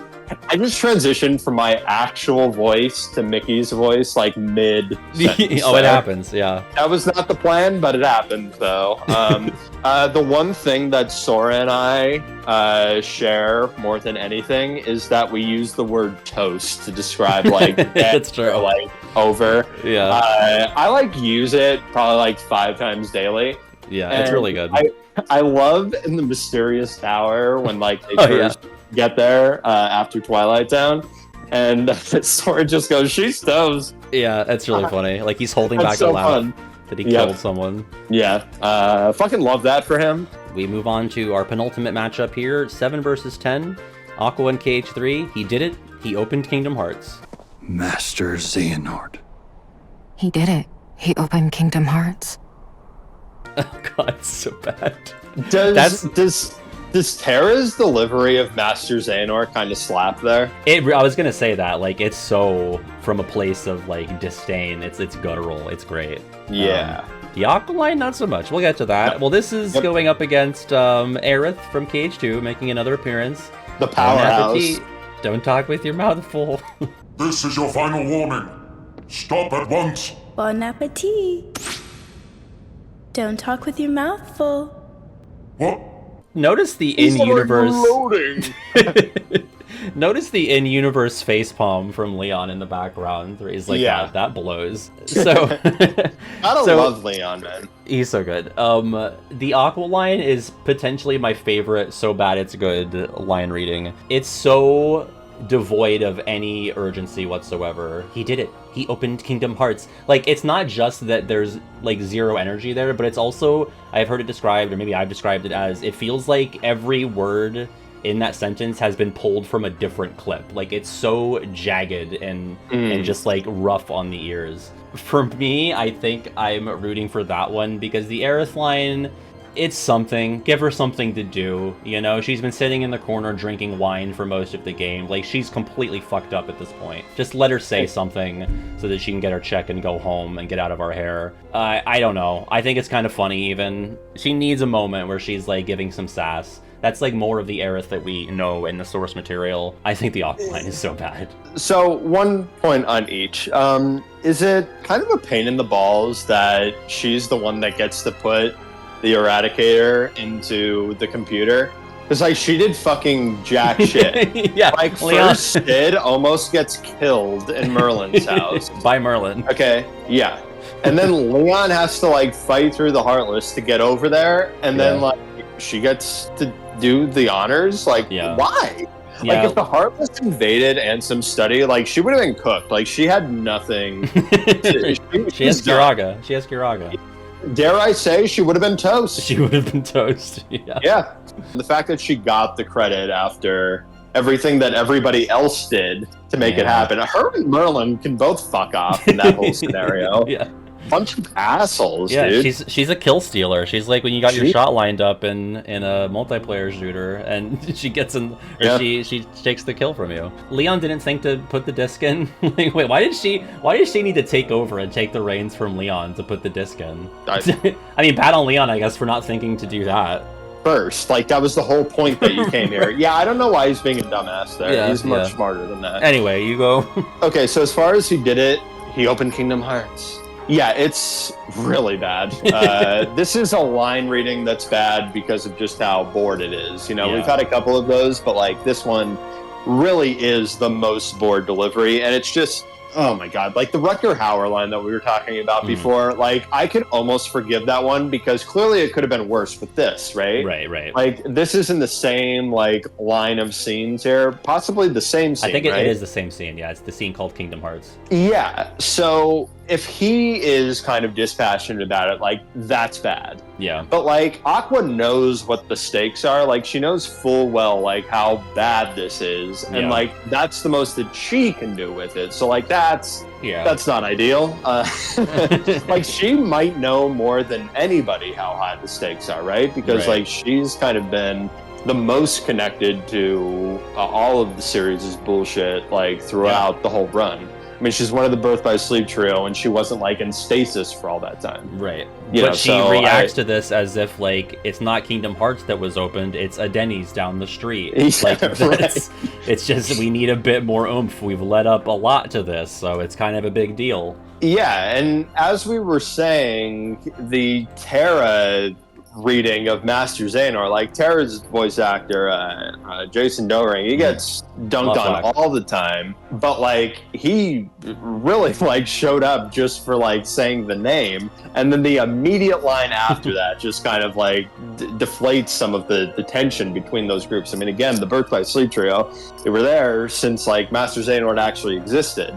Like if somebody from like the modern era of Kingdom Hearts, like if it was Shion that said it, be like, well, her connection to Master Xehanort, like that's 6 degrees of Kevin Bacon, 6 degrees of Shion. Like you have to stretch pretty far. Yeah. But like Aqua is like boots on the ground against the old fuck. Yeah. And that's like the best she can do with it. So we love Willa. We love Willa. We do. All right, that is going to bring us to our final matchup in round 1, and I promise we will go quicker through the rest of these because we've already talked all of them through. I actually want to do this in the reverse order. I want to end on the 2 seed. I have the 2 above 15, but I want to start with 15, which is from Goofy and KH2. Ain't Sephiroth the one who's supposed to be the dark part of Cloud's heart? Sora and Sephiroth! Ain't Sephiroth the one who's supposed to be the dark part of Cloud's heart? I think so. Obviously, it's ridiculous. I feel like the line prior to that is the one that people most often point out, which is Donald saying Sora, it's Sephiroth. Wait. Use the Donald voice. Sora, it's Sephiroth! So that's absurd, right? Donald Duck, you know, name dropping the most iconic and feared villain in all of video game history. So that's the line that really takes most of the spotlight. But I'm always tickled by Goofy explaining like the conventions of like Final Fantasy VII lore, and I think it's just because there's 3 words at the end that rhyme that gives it like this rhythmic bounce to it.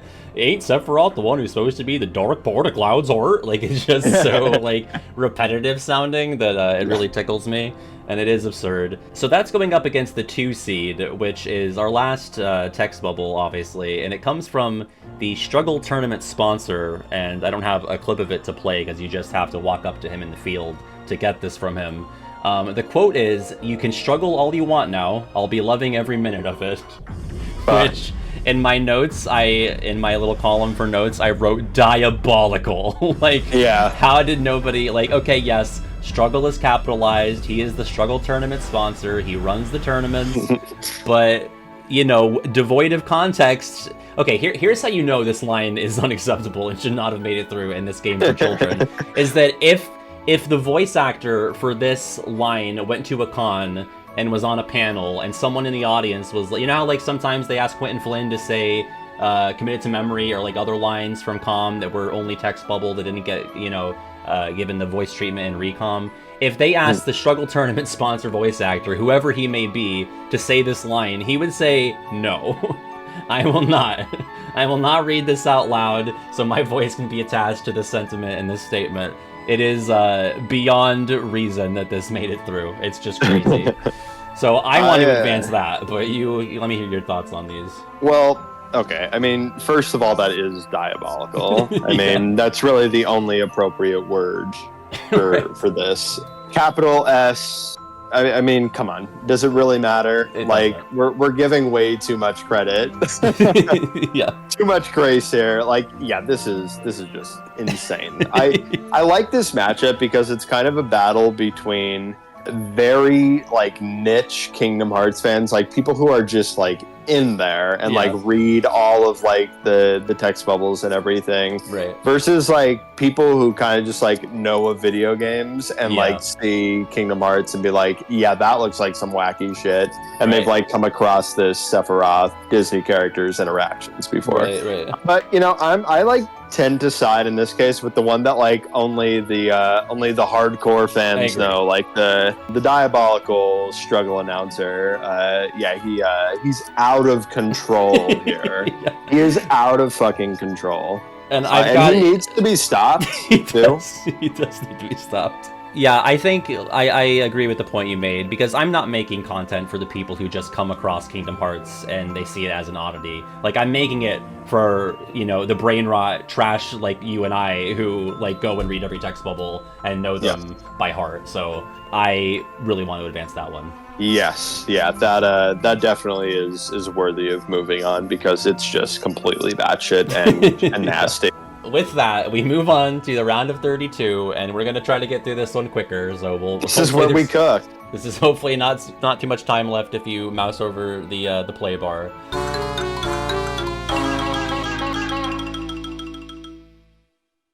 We have, Of Course I Do, and this is him, I'm positive, Mickey from KH2 talking about Ansem the Wise's picture. And this goes up against Aqua and BBS. I've been to the same worlds as you, and I've seen what you've done. I am more... Oh, God. I said he wouldn't take long, but these are both really bad, and you've really opened my eyes on this Mickey one. What sticks in my craw is the fact that Mickey is not responding to the Dauntless line prior. That's so dumb. Yes. Aqua, at least there's some wiggle room with hey, you scared the dwarves, and Aurora lost her heart, and you were a part of that process, even if it wasn't a conscious choice that you made. So it's annoying that she's saying that, but I can let it slide. You've really sold me on this 16 seed being really bad, so I might want to advance that one. That is my choice as well. I think that this is really, really dumb. For the reasons stated 4 hours ago. The I've been to the same worlds as you. I mean it's bad for two characters, but like you said, when we're getting kind of into the nitty-gritty of these shit lines, at least it could make some kind of sense in some universe. The Mickey one does not. We have two Riku lines. At the 5 seed, I smell you, Ansem, show yourself, or from Days, you could say I am the biggest nobody of them all. I think it's the Days one for me, but I can be swayed on either. I feel like it's just so absurd, and again, writing is my passion coded. The smell you Ansem line is really silly, but there are better smell lines in the round of 32 that I'd be willing to sacrifice this one and have those ones move forward instead. Well, I almost feel like at this point, now that we've gone through all of them, the smell lines, they all kind of work together in tandem better than they are the individual parts, right? I agree. Except for the one in the next round. I think that one's really a shining star, but go ahead. Yeah, actually, now that I think about it, I might be full of shit because I think there's two that really stand out. This one is kind of this one's kind of this one is a mid-tier sniffer. You're right. You're right. It's a complete mid-tier sniffer, and I don't think it needs to go any further. I think we advanced the base one. Yeah, and that quote on the bridge is just God, it's giving me fucking war flashbacks of the college writing classes and people actually dropping shit like that, having to the grade worst their papers. people writing these things. So, yes, absolutely. All right, so that's the justification there. All right, we have the sleepy Rutger Hauer reading Kingdom Hearts. I call upon your true form. Open now and show me the world to come. That goes up against another sniffer, a high-tier sniffer, I would say. I knew when I met you. You and Kyrie smell the same. I think you got to put that one. It's that. Ahead. Yeah, absolutely. Fuck yeah. I'm sort of unique in that I find this Rutger Hauer line a bit sleepy. It's not something that I've really come across prior to this project, where I've heard other people say that. But this smell line is notorious, and it deserves to keep going. Yeah, like it's so unnecessary, right? Like it almost could be so many other things. Like you need the Master Xehanort line. Like at least it gets the message across. Right. Like it's not the best line reading, but like it's important information that like you kind of at least have some kind of peer into his feelings on getting to this point, which, you know, again, it kind of like fails in that regard too, but it's something. This smell line is like so unnecessarily creepy, and we would all be better off had it never been put in the script. So. Yeah, I agree. All right. Next is the 7 versus the 2, a musical for everyone to have a lot of finny fun versus Whoa There, that is so unfriendly. Even though there's a decent discrepancy between the seed lines here, I feel pretty equally about these. I feel like they're both, you know, representative of the cringe that each game has to offer. I think I actually probably err on the side of Whoa There, that's so unfriendly. Yeah, I actually do too. And again, like we were talking about before in its first round matchup, I kind of talked myself into this being really shitty, really just on like multiple levels. Right. Both for the Sora part, again, like how are you just realizing that like people are unfriendly? Like this is not the worst thing that's happened to you. Yeah, but then on like the other end, like they're just being assholes. Like I don't know. I just like this whole bit gives me a fucking icky feeling, and I wanted to move on because it's bad. Good. All right, we move on to the 1 versus 8. We have from the Master and Union Cross. You'll start a key, become unchained, and fulfill their duty through Union Cross. And that it goes up against Darkness Within Darkness awaits you. Easily the Master quote for me. Yeah, this is not close. Darkness Within Darkness is like very fine. It was emblematic of something before, but now, like, again, we're talking about the big boys here. Yeah. This fucking Union Cross scene is some of the like grossest corporate retconning, like outside of universe. Yeah. I mean, I know that's just like me saying that. That's not like a confirmed thing. Right. But seriously, why the fuck would this exist otherwise? It's really bad. Like there's nothing. Like, what does Union Cross and Key even mean in the context of the games? Like, I have never encountered something. The only one of those words that actually like is included in the overarching story of that is Unchained, and like it sandwiched in between a bunch of fucking bullshit. So yeah, just complete fucking poppycock. I agree. All right, 5 versus 4, both recom quotes from Riku, a Riku replica. I'm me, he says, versus Larxene. I'm a bad guy, so you have to go through me. I hate the Larxene quote, so I'm rooting for that one. I feel like the I'm me, he says is the more iconic one and the more often cited as a bad KH line. So you might have to convince me on it, but depending on how strongly you feel, I would push for the Larxene one. No, I think it's I'm me, actually. Okay. Okay, just one more time. Like, sure. Put yourself in the shoes of like 2019 Pat. Okay. And you're in the Keyblade graveyard, and that fucking scene with the Riku replica and Dark Riku and Riku are there. Yep. Okay, now think about like, you know, what spawned that. It's this. This like wasteful like line. Like the game would have been 5 seconds shorter and 5 seconds better because this is out of control. Come on. all right. Yeah. Okay, so you got me. We'll move it along. I'm fine with it. Okay, and just to be clear, I do not love this Larxene line, but like if read correctly, it would have been like a good time, which you can't say for all of the bad line reading lines. Fair. Like some of them would have been like stupid, even if they were written correctly. This one actually like is kind of redeemable. All right, fair enough. Moving along to the 6 versus 3. Darkness is my enemy, and so are you, for reeking of that awful smell. Riku, Advexen, and Recom. Versus the another Riku one from Remind, searching for clues in every past world that Sora's been to, or whatever the fuck. So I love that for you. I love that for you. So I think that one's the worst line. The Vexen one is funnier for sure. It's more memorable, I would say. It's another sniffer line. It's a high tier sniffer line.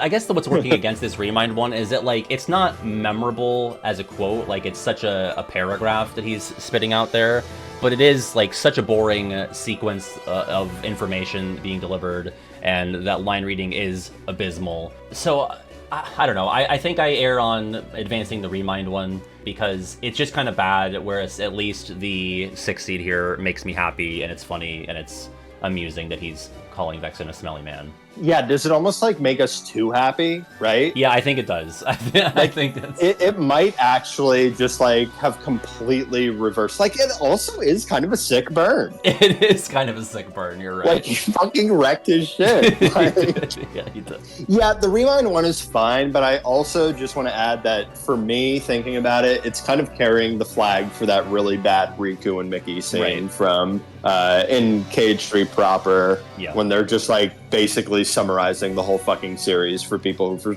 some reason just popped into KH3 after nothing or something. Right. Yeah. So, okay, that's fine. That 3 seed is really bad. Okay.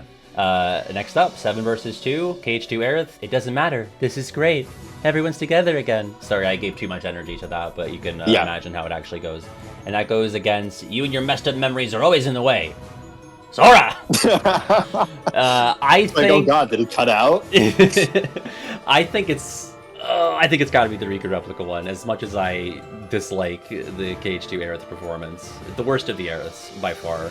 No shade to the actress, I'm sure she's fine in other stuff. Just not doing it for us here in the Aerith role.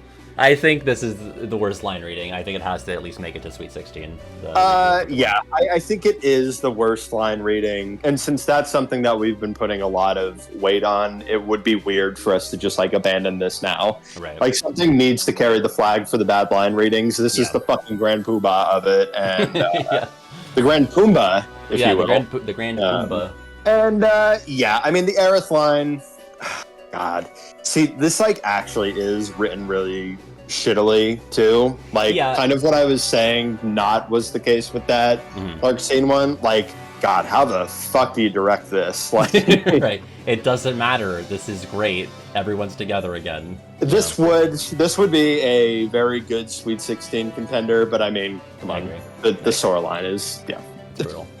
Speaking of bad line readings and Aerith, we have from KH1 Too Many Worlds. And that goes up against the just perpetually playing line that just never ends from Axel in KH3. Do you know how popular I am? I got loads of people rooting for me. Hold up, I'm not finished. Sorry, boss. And for the grand finale, no one acts as Axel. I think it's Too Many Worlds. I agree. Okay, good. Because I was like, I feel like he's going to push for the Axel one, but I think it's Too Many Worlds. Yeah, I mean, it's just a fucking layup to move on, really. Yeah, it is. It's so bad. Okay. All right, 2 Mickey-related quotes from Mickey in KH3. We are all of us together versus Datasora and Recoded. Mickey, it's Riku. They put bugs in him.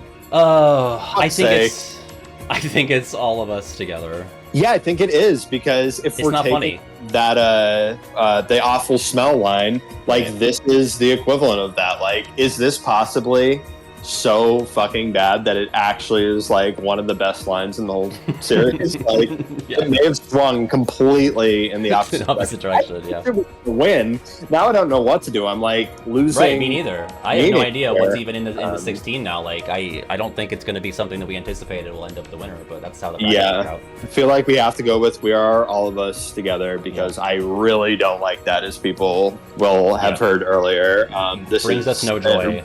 Yeah, it's just like, I mean, maximum fucking cringe with like very few redeeming qualities, if any. Grammatically dog shit, yet it needed to be grammatically written that way, or else it all would have fallen apart. Yeah. The only ones in the scene are 2 people. Wow, all of us, really. Yeah. Like, I can read between the lines, but like, fuck's sake. Like, they already did the thing in Dream Drop, and they didn't do it in this case. It's weird. It's really weird. I don't like it. All right, that takes us to the 6 and 3. Please say hello, Daddy's Bastion Flounder versus You Two Would Make the Weirdest Brothers. I think it's Weirdest Brothers. Yep. Yeah, okay. It doesn't bring any joy. Yeah. It's not the reeking of an awful smell or bugs, so no. Or the 7-syllable Daddy, which I get a lot of mileage out of and I think is very funny. And also it's from A New Day is Dawning, the best of the KH2 songs. There you go. Not just Atlantica songs, all of the songs composed for KH2. Oh yeah, it's better than Sanctuary. Eat shit, Yoko. Yeah, eat shit, Utada. Yep. All right, we have Sorry Old Man, I have some unfinished business with this puppet from KH1 Riku versus KH1 Riku Ansem, but first you must give the princess back her heart. It's that one, I think. I don't know. I just think like it's such a pivotal moment. I know it's really funny, but again, that brings me joy. Yes, that is what I was going to say. I'm sorry, I'm recalibrating my fucking brain. No, we've gone through a journey. I woke up this morning thinking one thing, and I'm trying to like adjust my entire worldview here on the spot. Please, give me some time. We've gone through so much in the past, however many hours this has been. Yes, but the puppet line is extremely fun. It's like really fucking cutting and disturbing, too. It is. It's tough. It's crazy. Yeah. It is crazy. It's crazy, but again, brings me joy. I have not brought any joy by this Ansem line, which is, again, occurring at a pivotal moment, and it just sort of flops there, so... Yep. 1 versus 8 from Maleficent KH2. I'll turn Santa Claus into Santa Heartless versus Donald KH2. But nobody can defeat Riku. So dumb, both of them. I know, by the way, my Donald is not good for any main channel comments. That's the voice I give Donald on Twitch. And it's mostly like a Stitch, sort of Gurgi Smeagol kind of hybrid. But I'm not gonna like do the Tony Ensemble method going right for the government name, not even saying the Gollum, just like, oh, it's Smeagol. I don't know, I haven't seen fucking Lord of the Rings, so like I get them mixed up. They're the same guy. Stitch by Smeagol. Yeah. Got it. These are both bad KH2 lines. I think it's the Maleficent one. I think it is Riku, actually. Okay. Yeah, not that I want to like, spend 85 hours on this, but like I think that Riku line just like makes absolutely no sense. You're right, and it's like, okay, that's fair because but maybe Donald's trying to build him up, like you said. No, I don't listen. I was just trying to give some benefit of the doubt. I know it's too much. I think. Right, when we're dealing with this Donald line, like it's more concerned with the core players in the series. Like it is factually incorrect. Whereas like Maleficent, like she's already washed up by the time she gets to say this in Halloween Town. It's not like this was the nail in the coffin for her. Like she's already been, yesterday's garbage. So it's not like this revelation that she's saying something so cringe. So I can get along with moving the Riku line along. I don't like either of them, so I'm fine with that. Well, I have one quick question, Sure. and maybe this will turn me. Maybe we'll switch places here, but does the I'll turn Santa Claus into Santa Heartless bring you joy, or does the Aftermath bring you joy? The Aftermath brings me joy. Neither of these bring me joy. It should be the Riku line then. Okay, then I'm fine with that. That's all good. Okay. All right, next is the 12 versus the 4 hero and KH3. It's not the sum of our parts, it's the sum of our hearts versus Goofy and Recoded. Who's to say it's even safe inside Riku? I think it's the hero one. Yeah, so do I. Okay, all right. One's ridiculous for one reason, mainly like, writing is my passion kind of thing. And the other is just like the absurd undertones that accompany that line from Goofy. Yeah, some of our parts, some of our hearts. It's joyless corniness. Yeah. Not justified who it comes from. Like, shut the fuck up. And who's to say it's even safe inside Riku? Like, that's just discount. They put bugs in him. Yeah. I don't want to give it enough credit to the worst line. Like, I kind of just want to forget about it more than anything. I want something that like makes me more actively pissed to move on, and that one does not. It's usual coded horseshit. So right. All right, 6 versus 3, Sora in the secret place in KH1. Where did you come from? Versus Lee and Dream Drop. Had your perfect little script, but you kind of forgot to write the sequel. I know we've advanced. You had your perfect little script, but you kind of forgot to write the sequel. Thank you. Got it. I think we've advanced a lot of the bad line readings, especially the KH1 ones, but I think this Axel one is so bad. We didn't advance the Nobody Acts as Axel one. I've always personally disliked this one more, so I want to advance the Perfect Little Script. So do I, because this is also joyless corniness, and it like actually does piss me off, this one. Like, this is really annoying. And again, like some of these other Axel lines, it just seems to go on forever and ever. Like, this is the fucking culmination of a bunch of shit that he just said. Like, God, do you get like tired or anything of like these fucking monologues? These like multi-sentence like wink to the cameras, like I don't know, man. I can do without this, so Axel, I think we should probably move on. By far, my least favorite Axel performance is Dream Drop, and it's not even close. It's too bad because he starts off pretty good. I kind of like the Radiant Garden stuff. Yeah, I and like then him waking the up and second all he that. leaves.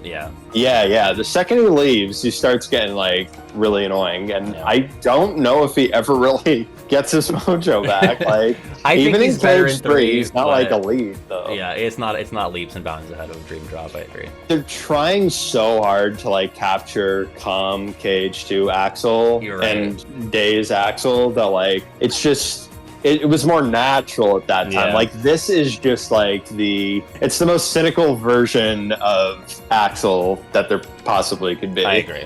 All right, our final in the round of 32, we have from Aqua in KH3. He did it. He opened Kingdom Hearts versus the Struggle Tournament sponsor in KH2. You can struggle all you want now. I'll be loving every minute of it. This is really tough. It is. An awful line reading, devoid of the urgency that it so desperately deserves versus, again, the most diabolical two sentences to sit next to each other in a Kingdom Hearts game.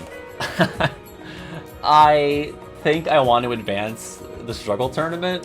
I kind of want to like do a twist on something that I was saying before about this struggle line, where it's like, is the fact that it's kind of hidden, does that soften it at all? He did it, he opened Kingdom Hearts line, like that's just like out there for everyone to see, and it's embarrassing. Yeah, you're right. Which we couldn't really say for the line before. Like, the Sephiroth line is really wild, but like it's not really that crazy important to everything. Like, this is the most important development. It's out there for like everyone to see. Like, this is what Kingdom Hearts 3 is all about, and like it's the wettest of fucking farts. So yeah, honestly, that sells me on it because, like, as much as I want to advance the more obscure, like, deep cut fan thing, it's not like doing the series such a disservice in the way that the Aqua line does. Like, it is the scene called Kingdom Hearts in the game called Kingdom Hearts 3 that people have been waiting for years. A lot of people are getting back into the series after skipping mindlessly a bunch of the games, and at the moment we drag Aqua out from her trailer, she was taking a nap, and here she is with just a terrible reaction to what just happened. So I've changed my mind. Yeah. Okay. All right, that gets us to Sweet 16. Of course I do, and this is him. I'm positive. From Mickey versus you could say that I am the biggest nobody of them all. Is it still the Mickey line? I think it is. Yeah. Yeah. It's really dumb. It's really fucking dumb. I'm fine with moving that along. We go to 3 versus 2. I knew when I met you. You and Kyrie smell the same versus Whoa there. That is so unfriendly. I also think this is easy. I think it's the smell line. Yeah. Yep. All right. That goes on to the Elite 8. We have the 1 versus 5 start at Key, become unchanged, fulfill their duty through Union Cross versus I'm me, he says. Very easily the master line for me. Fuck yeah. Even though I know I said at the top that I'm kind of down on the things that are in text. Again, this is just like, I cannot justify this at all. Like, this is pain. It's the and it aggravates me. text. Yeah, it's bad. Yeah. 3 versus 2, searching for clues in every past world that they've been to versus you and your messed up memories are always in the way. As much fun as I've had, clearly, with that Riku Remind line, I think it's got to be the Riku Replica line. Messed up memories are always in the way, Sora. Yes, because again, as we've said a couple times, it is the worst line reading. There needs to be something carrying that across. But for the people at home and for me, can we get one last reading of that third or the 3 seed there? Yeah. Well, Mickey, Donald, and Goofy are searching for clues in every past world that Sora's been to. All right, worthwhile send off to our beautiful Riku Remind line there. We had so much fun with it, but it's time to. It's gonna be hard to go back to Remind scenes and not just like die for that. All right, we go to the 1 versus 12. Aerith, Too Many Worlds versus Mickey, We Are All of Us Together. I'm really feeling We Are All of Us Together as a very bad line today.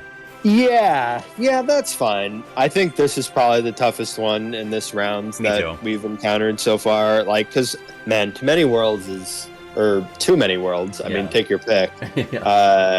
Clearly they were. Right. At this point, it's just kind of riding on its iconic status as like the first of the really bad line readings, right? We Are All of Us Together is indeed worse. Okay. The 3 versus 2, Aqua, you two would make the weirdest brothers versus Riku Ansem, but first you must give the princess back her heart. Okay, so, I think I have an opinion. Yeah, it's weird versus bad line reading in a pivotal moment. But again, like it's a weird line in the first scene we get with this new group of characters. So I lean towards the weirdest brothers line. That is also my opinion. But first, you must give the princess back her heart. Like, it's probably the third worst line reading just in like Hollow Bastion KH1. Like, this other one kind of like uniquely stands out like for where it takes place in the game and in the game that it is. Like, I mean, for all the dunking on the voice acting and Birth by Sleep, like this one kind of should have been a signal to people like, ooh, this might be a little shaky. It's not even the line reading so much, just like it's such a mix of emotions going on. There's like the giggle, and then the line that doesn't make any sense, and then the confusion, and then into like the hardy hars for like 15 seconds. Like, I don't know, it's kind of whipping you all over the place, and I feel like the princess one, distracting, yes, but like there's something to be said, I think, for it just still being like a great scene. So though we acknowledge that it's dumb, it doesn't completely shit on everything. Whereas I feel like the Weirdest Brothers one, it's such a bad first impression for like these new characters that it deserves to move on. All right, that brings us to 8 versus 12, Donald in KH2, Nobody Could Defeat Riku versus Hero in KH3, Some of Our Parts, Some of Our Hearts. I think I want to move the Riku line along. Yeah, same.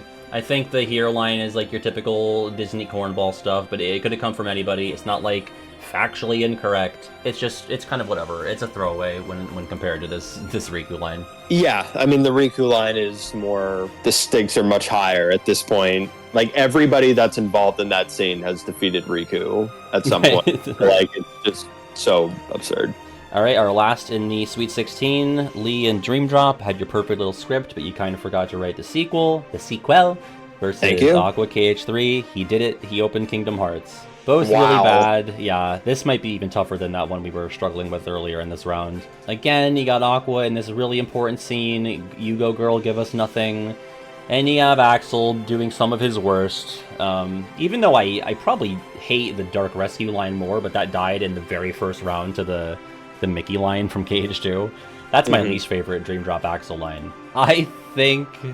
Okay, again, he did it. He opened Kingdom Hearts. The fact that it's like this patchwork line that sounds like it's pulling from like... It's like an AI had to like create an Aqua line and they like pulled it from recordings of her voice to make that happen. And it's so dull in the face of travesty and it makes me laugh. Whereas this Axel line makes me mad. It makes me annoyed. So I think the Axel line is worse. Yeah. God, I can almost like see the direction for the Aqua line being like, you're as solemn as possible or something. Like, this is the darkest timeline. He did it. Like, react that way. And like, that's how, that was her interpretation of that. But, like, and it's, I'm trying to like think of how I would do it. And it's like, I don't know, like with just those few words, it's hard to convey anything beyond what Willa Holland is able to accomplish there, beyond like, I sound kind of tired and bored. Like, I think the sentence just needs more meat to it in order to convey, you know, any more substantial emotion. What if they said, like, he actually did it? He actually did it. Yeah, that would be enough. That's better. It's just so matter-of-fact and blunt and and again, it sounds so jagged. It doesn't bring me, or rather, it brings me joy in a way that the Axel line doesn't. And they both happen at like the climax of their respective games. Obviously, Dream Drop is not as, you know, pivotal or important as 3, but it's just the worst line. I really don't like the camera angle, by the way, of that he did it, he opened Kingdom Hearts. Really should have gotten, like, up in Aqua's face for that one. So yeah, she's sort of, like, pushed off to the side. Like, she might be in the middle, but she's so small there. In the same frame, I think, as Terra. Like, yeah, I think so. I think those lines happen next to each other, and, like, there's no movement of the camera. Like, if that was tight on Aqua, you probably could have had her say the line with actually, and, like, have some kind of facial emotion, and that probably would have changed it. But when she just kind of has, like, her... Your deadpan face, yeah. Yeah, deadpan face and from far away, like, you really can't, like, catch a whole lot of, like, how she actually feels. So you're left with just the line reading, and it's so bored. So what are we going with here again? Well, we're kind of eulogizing the Aqua line because I'm want to advance the Axel line, but they're both truly putrid. One thing that I really don't like about this Axel line, again, is that it's the one that refers to writing, and that makes it seem more unforgivable. So, like, the nerve of it alone, I think, should give it the edge. Facts. All right, that puts us in the Elite 8. Though that Aqua line is fucking it's bad, so bad. folks. It's so bad, and it could have made it to Final Four at least. Had a different path in the bracket. Sure. Mickey with the "Of course I do," and this is him. I'm positive. Versus "I knew when I met you. You and Kairi smell the same." I think it's got to be the smell line. I think we should probably mention that Riku had to smell 2 people in order to come up with that line. Yeah, you're right. What a sick little fuck. What a sick little fuck, and that's why it should advance. Of course I do is horrendous. Yeah. That ended up kind of being my baby in this whole challenge. Right. Yeah, I mean, it's sad to see it go, but smell the same line. It is the creepiest line. It's so it just so easily belongs in the Final Four. That's, like it was that's said out loud. That's said out loud. Yeah. Because the struggle line is creepier. Yeah. But it's not said out loud. Yeah. Also, Riku doesn't have the mustache, and I feel like that makes the mustache does not help. You're right. Yeah. Speaking of lines that aren't said out loud, we have the start at Key become unchained and fulfill their duty through Union Cross at the 1 seed versus the 2 seed. Your messed up memories are always in the way, Sora. This is brutal. Really bad line reading versus some of the worst writing in the series, I would say. I am really inclined to get this master line in the Final Four. I think the bad line reading from Riku Replica has had a great showing. It deserves to be this far, but it's just not worse than this schlock up here. Okay, so I need to use a piece of, like, logic from before. I mean, I know all of this is just, like, we've probably contradicted ourselves, like, 500 times in doing this, but, like, I feel like there's a case for this Riku Replica line. Okay. And I want to go back to the, he did it, he opened Kingdom Hearts versus the struggle line. And that the struggle line is kind of hidden. Yeah. And you cannot hide from the he did it line. Right. Well, not that Calm is, like, out in the open and, like, everybody's played it, but, like, this Unchained Key, or, yeah, good, Union Cross or whatever the fuck. Yeah.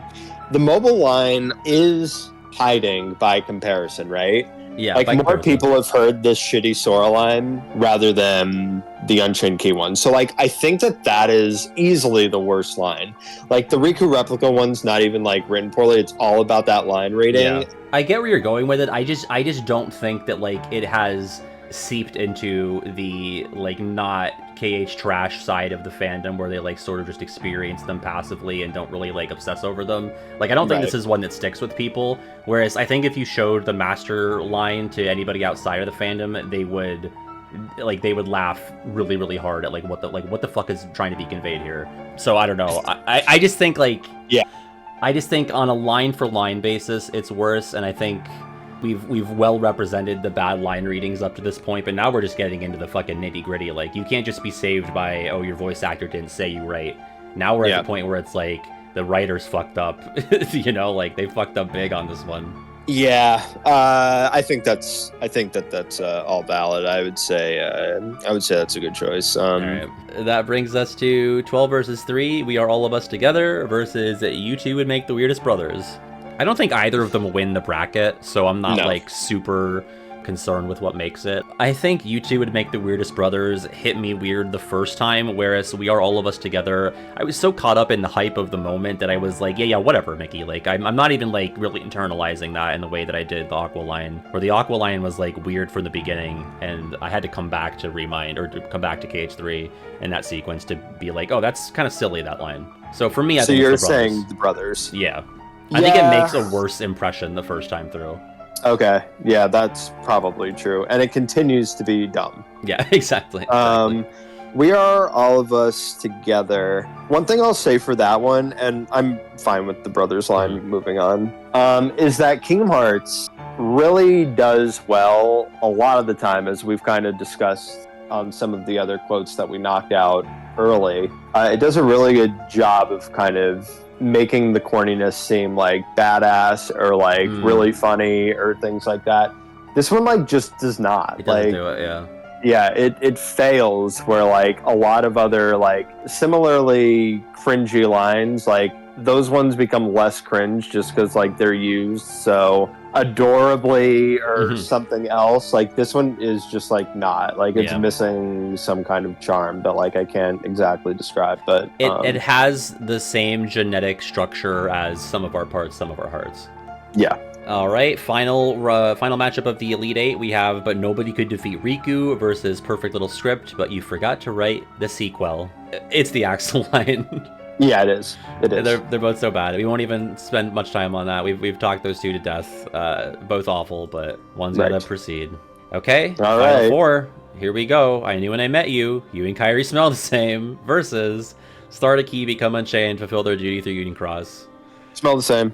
Yeah, I think so. I think it's so absurd. It's happening at like the very end of Riku's story. Very, otherwise emotionally resonant moment. Really serious conversation.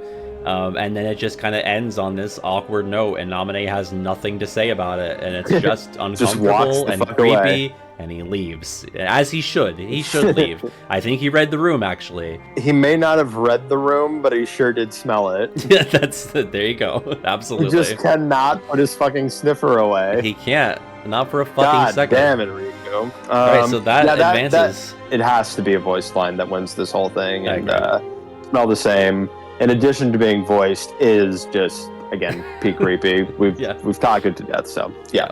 All right, and the other final 4 matchup, you two would make the Weirdest Brothers versus Perfect Little Script, but you forgot to write the sequel. I think it's the sequel. I think it is too. Yeah, I think Axel DDD, as I said, one of my least favorite performances. That's his full name. Yeah, Axel DDD.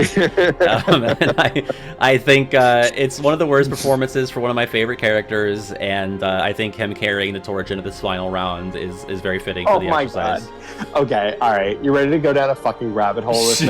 Sure. The people are gonna love this. The people that have stuck around all this time, I think they're gonna really enjoy it. Okay, so his full name is Axel DDD, right? Uh-huh.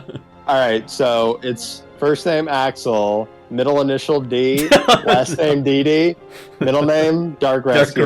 Dark Rescue, yeah. Fuck. I hate Axel's fucking birth certificate God-given name. It's so bad. Yep. All right, that brings us to the grand finale, the championship round. Riku Recom, that's his last name. I Knew When I Met You. You and Kairi Smell the Same versus you had your perfect little script, but you kind of forgot to write the sequel. Do you want to say... Okay, so it's a 3-seed versus... Oh, they're both 3 seeds. Okay, so if you think the Riku line is worse, on the count of 3, say Riku. If you think it's the Axel line, say Axel. Wait, which one is worse? Okay, so say the winner on the count of 3. Right, okay. And then we'll determine if we have to talk this out. Okay, go ahead. All right. 1, 2, 3, Riku. Riku. Yeah, okay, all right, good. Good. I'm glad. I think that's a perfect winner. I think it really encapsulates everything that we need. Like, it's not just Kingdom Hearts weirdness and how they handle certain things, but it's also, like, the creep factor. It's voiced. Riku Recom is also, like, one of the weirder characters in the series, one of the weirder performances. So I think that is such a deserving winner for this exercise. David Gallagher was just so fucking on one in in Com, because you've got the Riku replica lines too. You've got "I'm me," he says. Yeah. And you've got Messed Up Memories. Messed Up Memories, and you've got all the Smell-O-Vision on the Riku campaign. Yeah. For fuck's sake, dude. Is he the most represented voice actor on He this might whole be. thing? He might be, but because you also have Unfinished Business with the Puppet. You have in every past world, there's one more for the road. 2 Keyblade Masters. So yeah, he shows up a lot, and we love David Gallagher, right? He's a sexy guy. Yeah, I think like he generally gives like one of the more consistently great performances. And it's a huge body of work across the series. He's been around since 2002, so I mean, it's going to happen where the more you speak, the more often you're going to say something stupid. Take it from me, as someone who lives on the internet. So I think it's fine. I think it's no shade against David or the writing even. I mean, maybe a little bit against the writing. I mean, it's really fucking creepy. But I think that's our winner, Kiwi. We finally did it. This might be what, hour 3 or so. I'll try to trim this down to a reasonable extent, but. Yeah, I mean, in real time, it's been like 4 hours and 20 minutes. Yeah. So you got some chopping to do, Chad. I got some chopping to do. But thank you for joining me for this. Anything you want to plug for the people? We're gonna continue to plug Inner Light Productions. I've got like some ideas that I might put on YouTube someday. I'm like in a writing mood, so hell yeah. Yeah, we're gonna plug Inner Light Productions. We're gonna bump up those numbers a little bit, and we'll see what happens. All right. Go check out Kiwi on Inner Light Productions. I'll have a little link to the channel in the top right. But yeah, thank you again for sitting down with me to do this. It's always good to get through some bracket goodness, and I'll see everybody in the next video. Be safe out there. Bye. You can say bye too, Kiwi. Bye. All right, that is a fucking wrap, dude.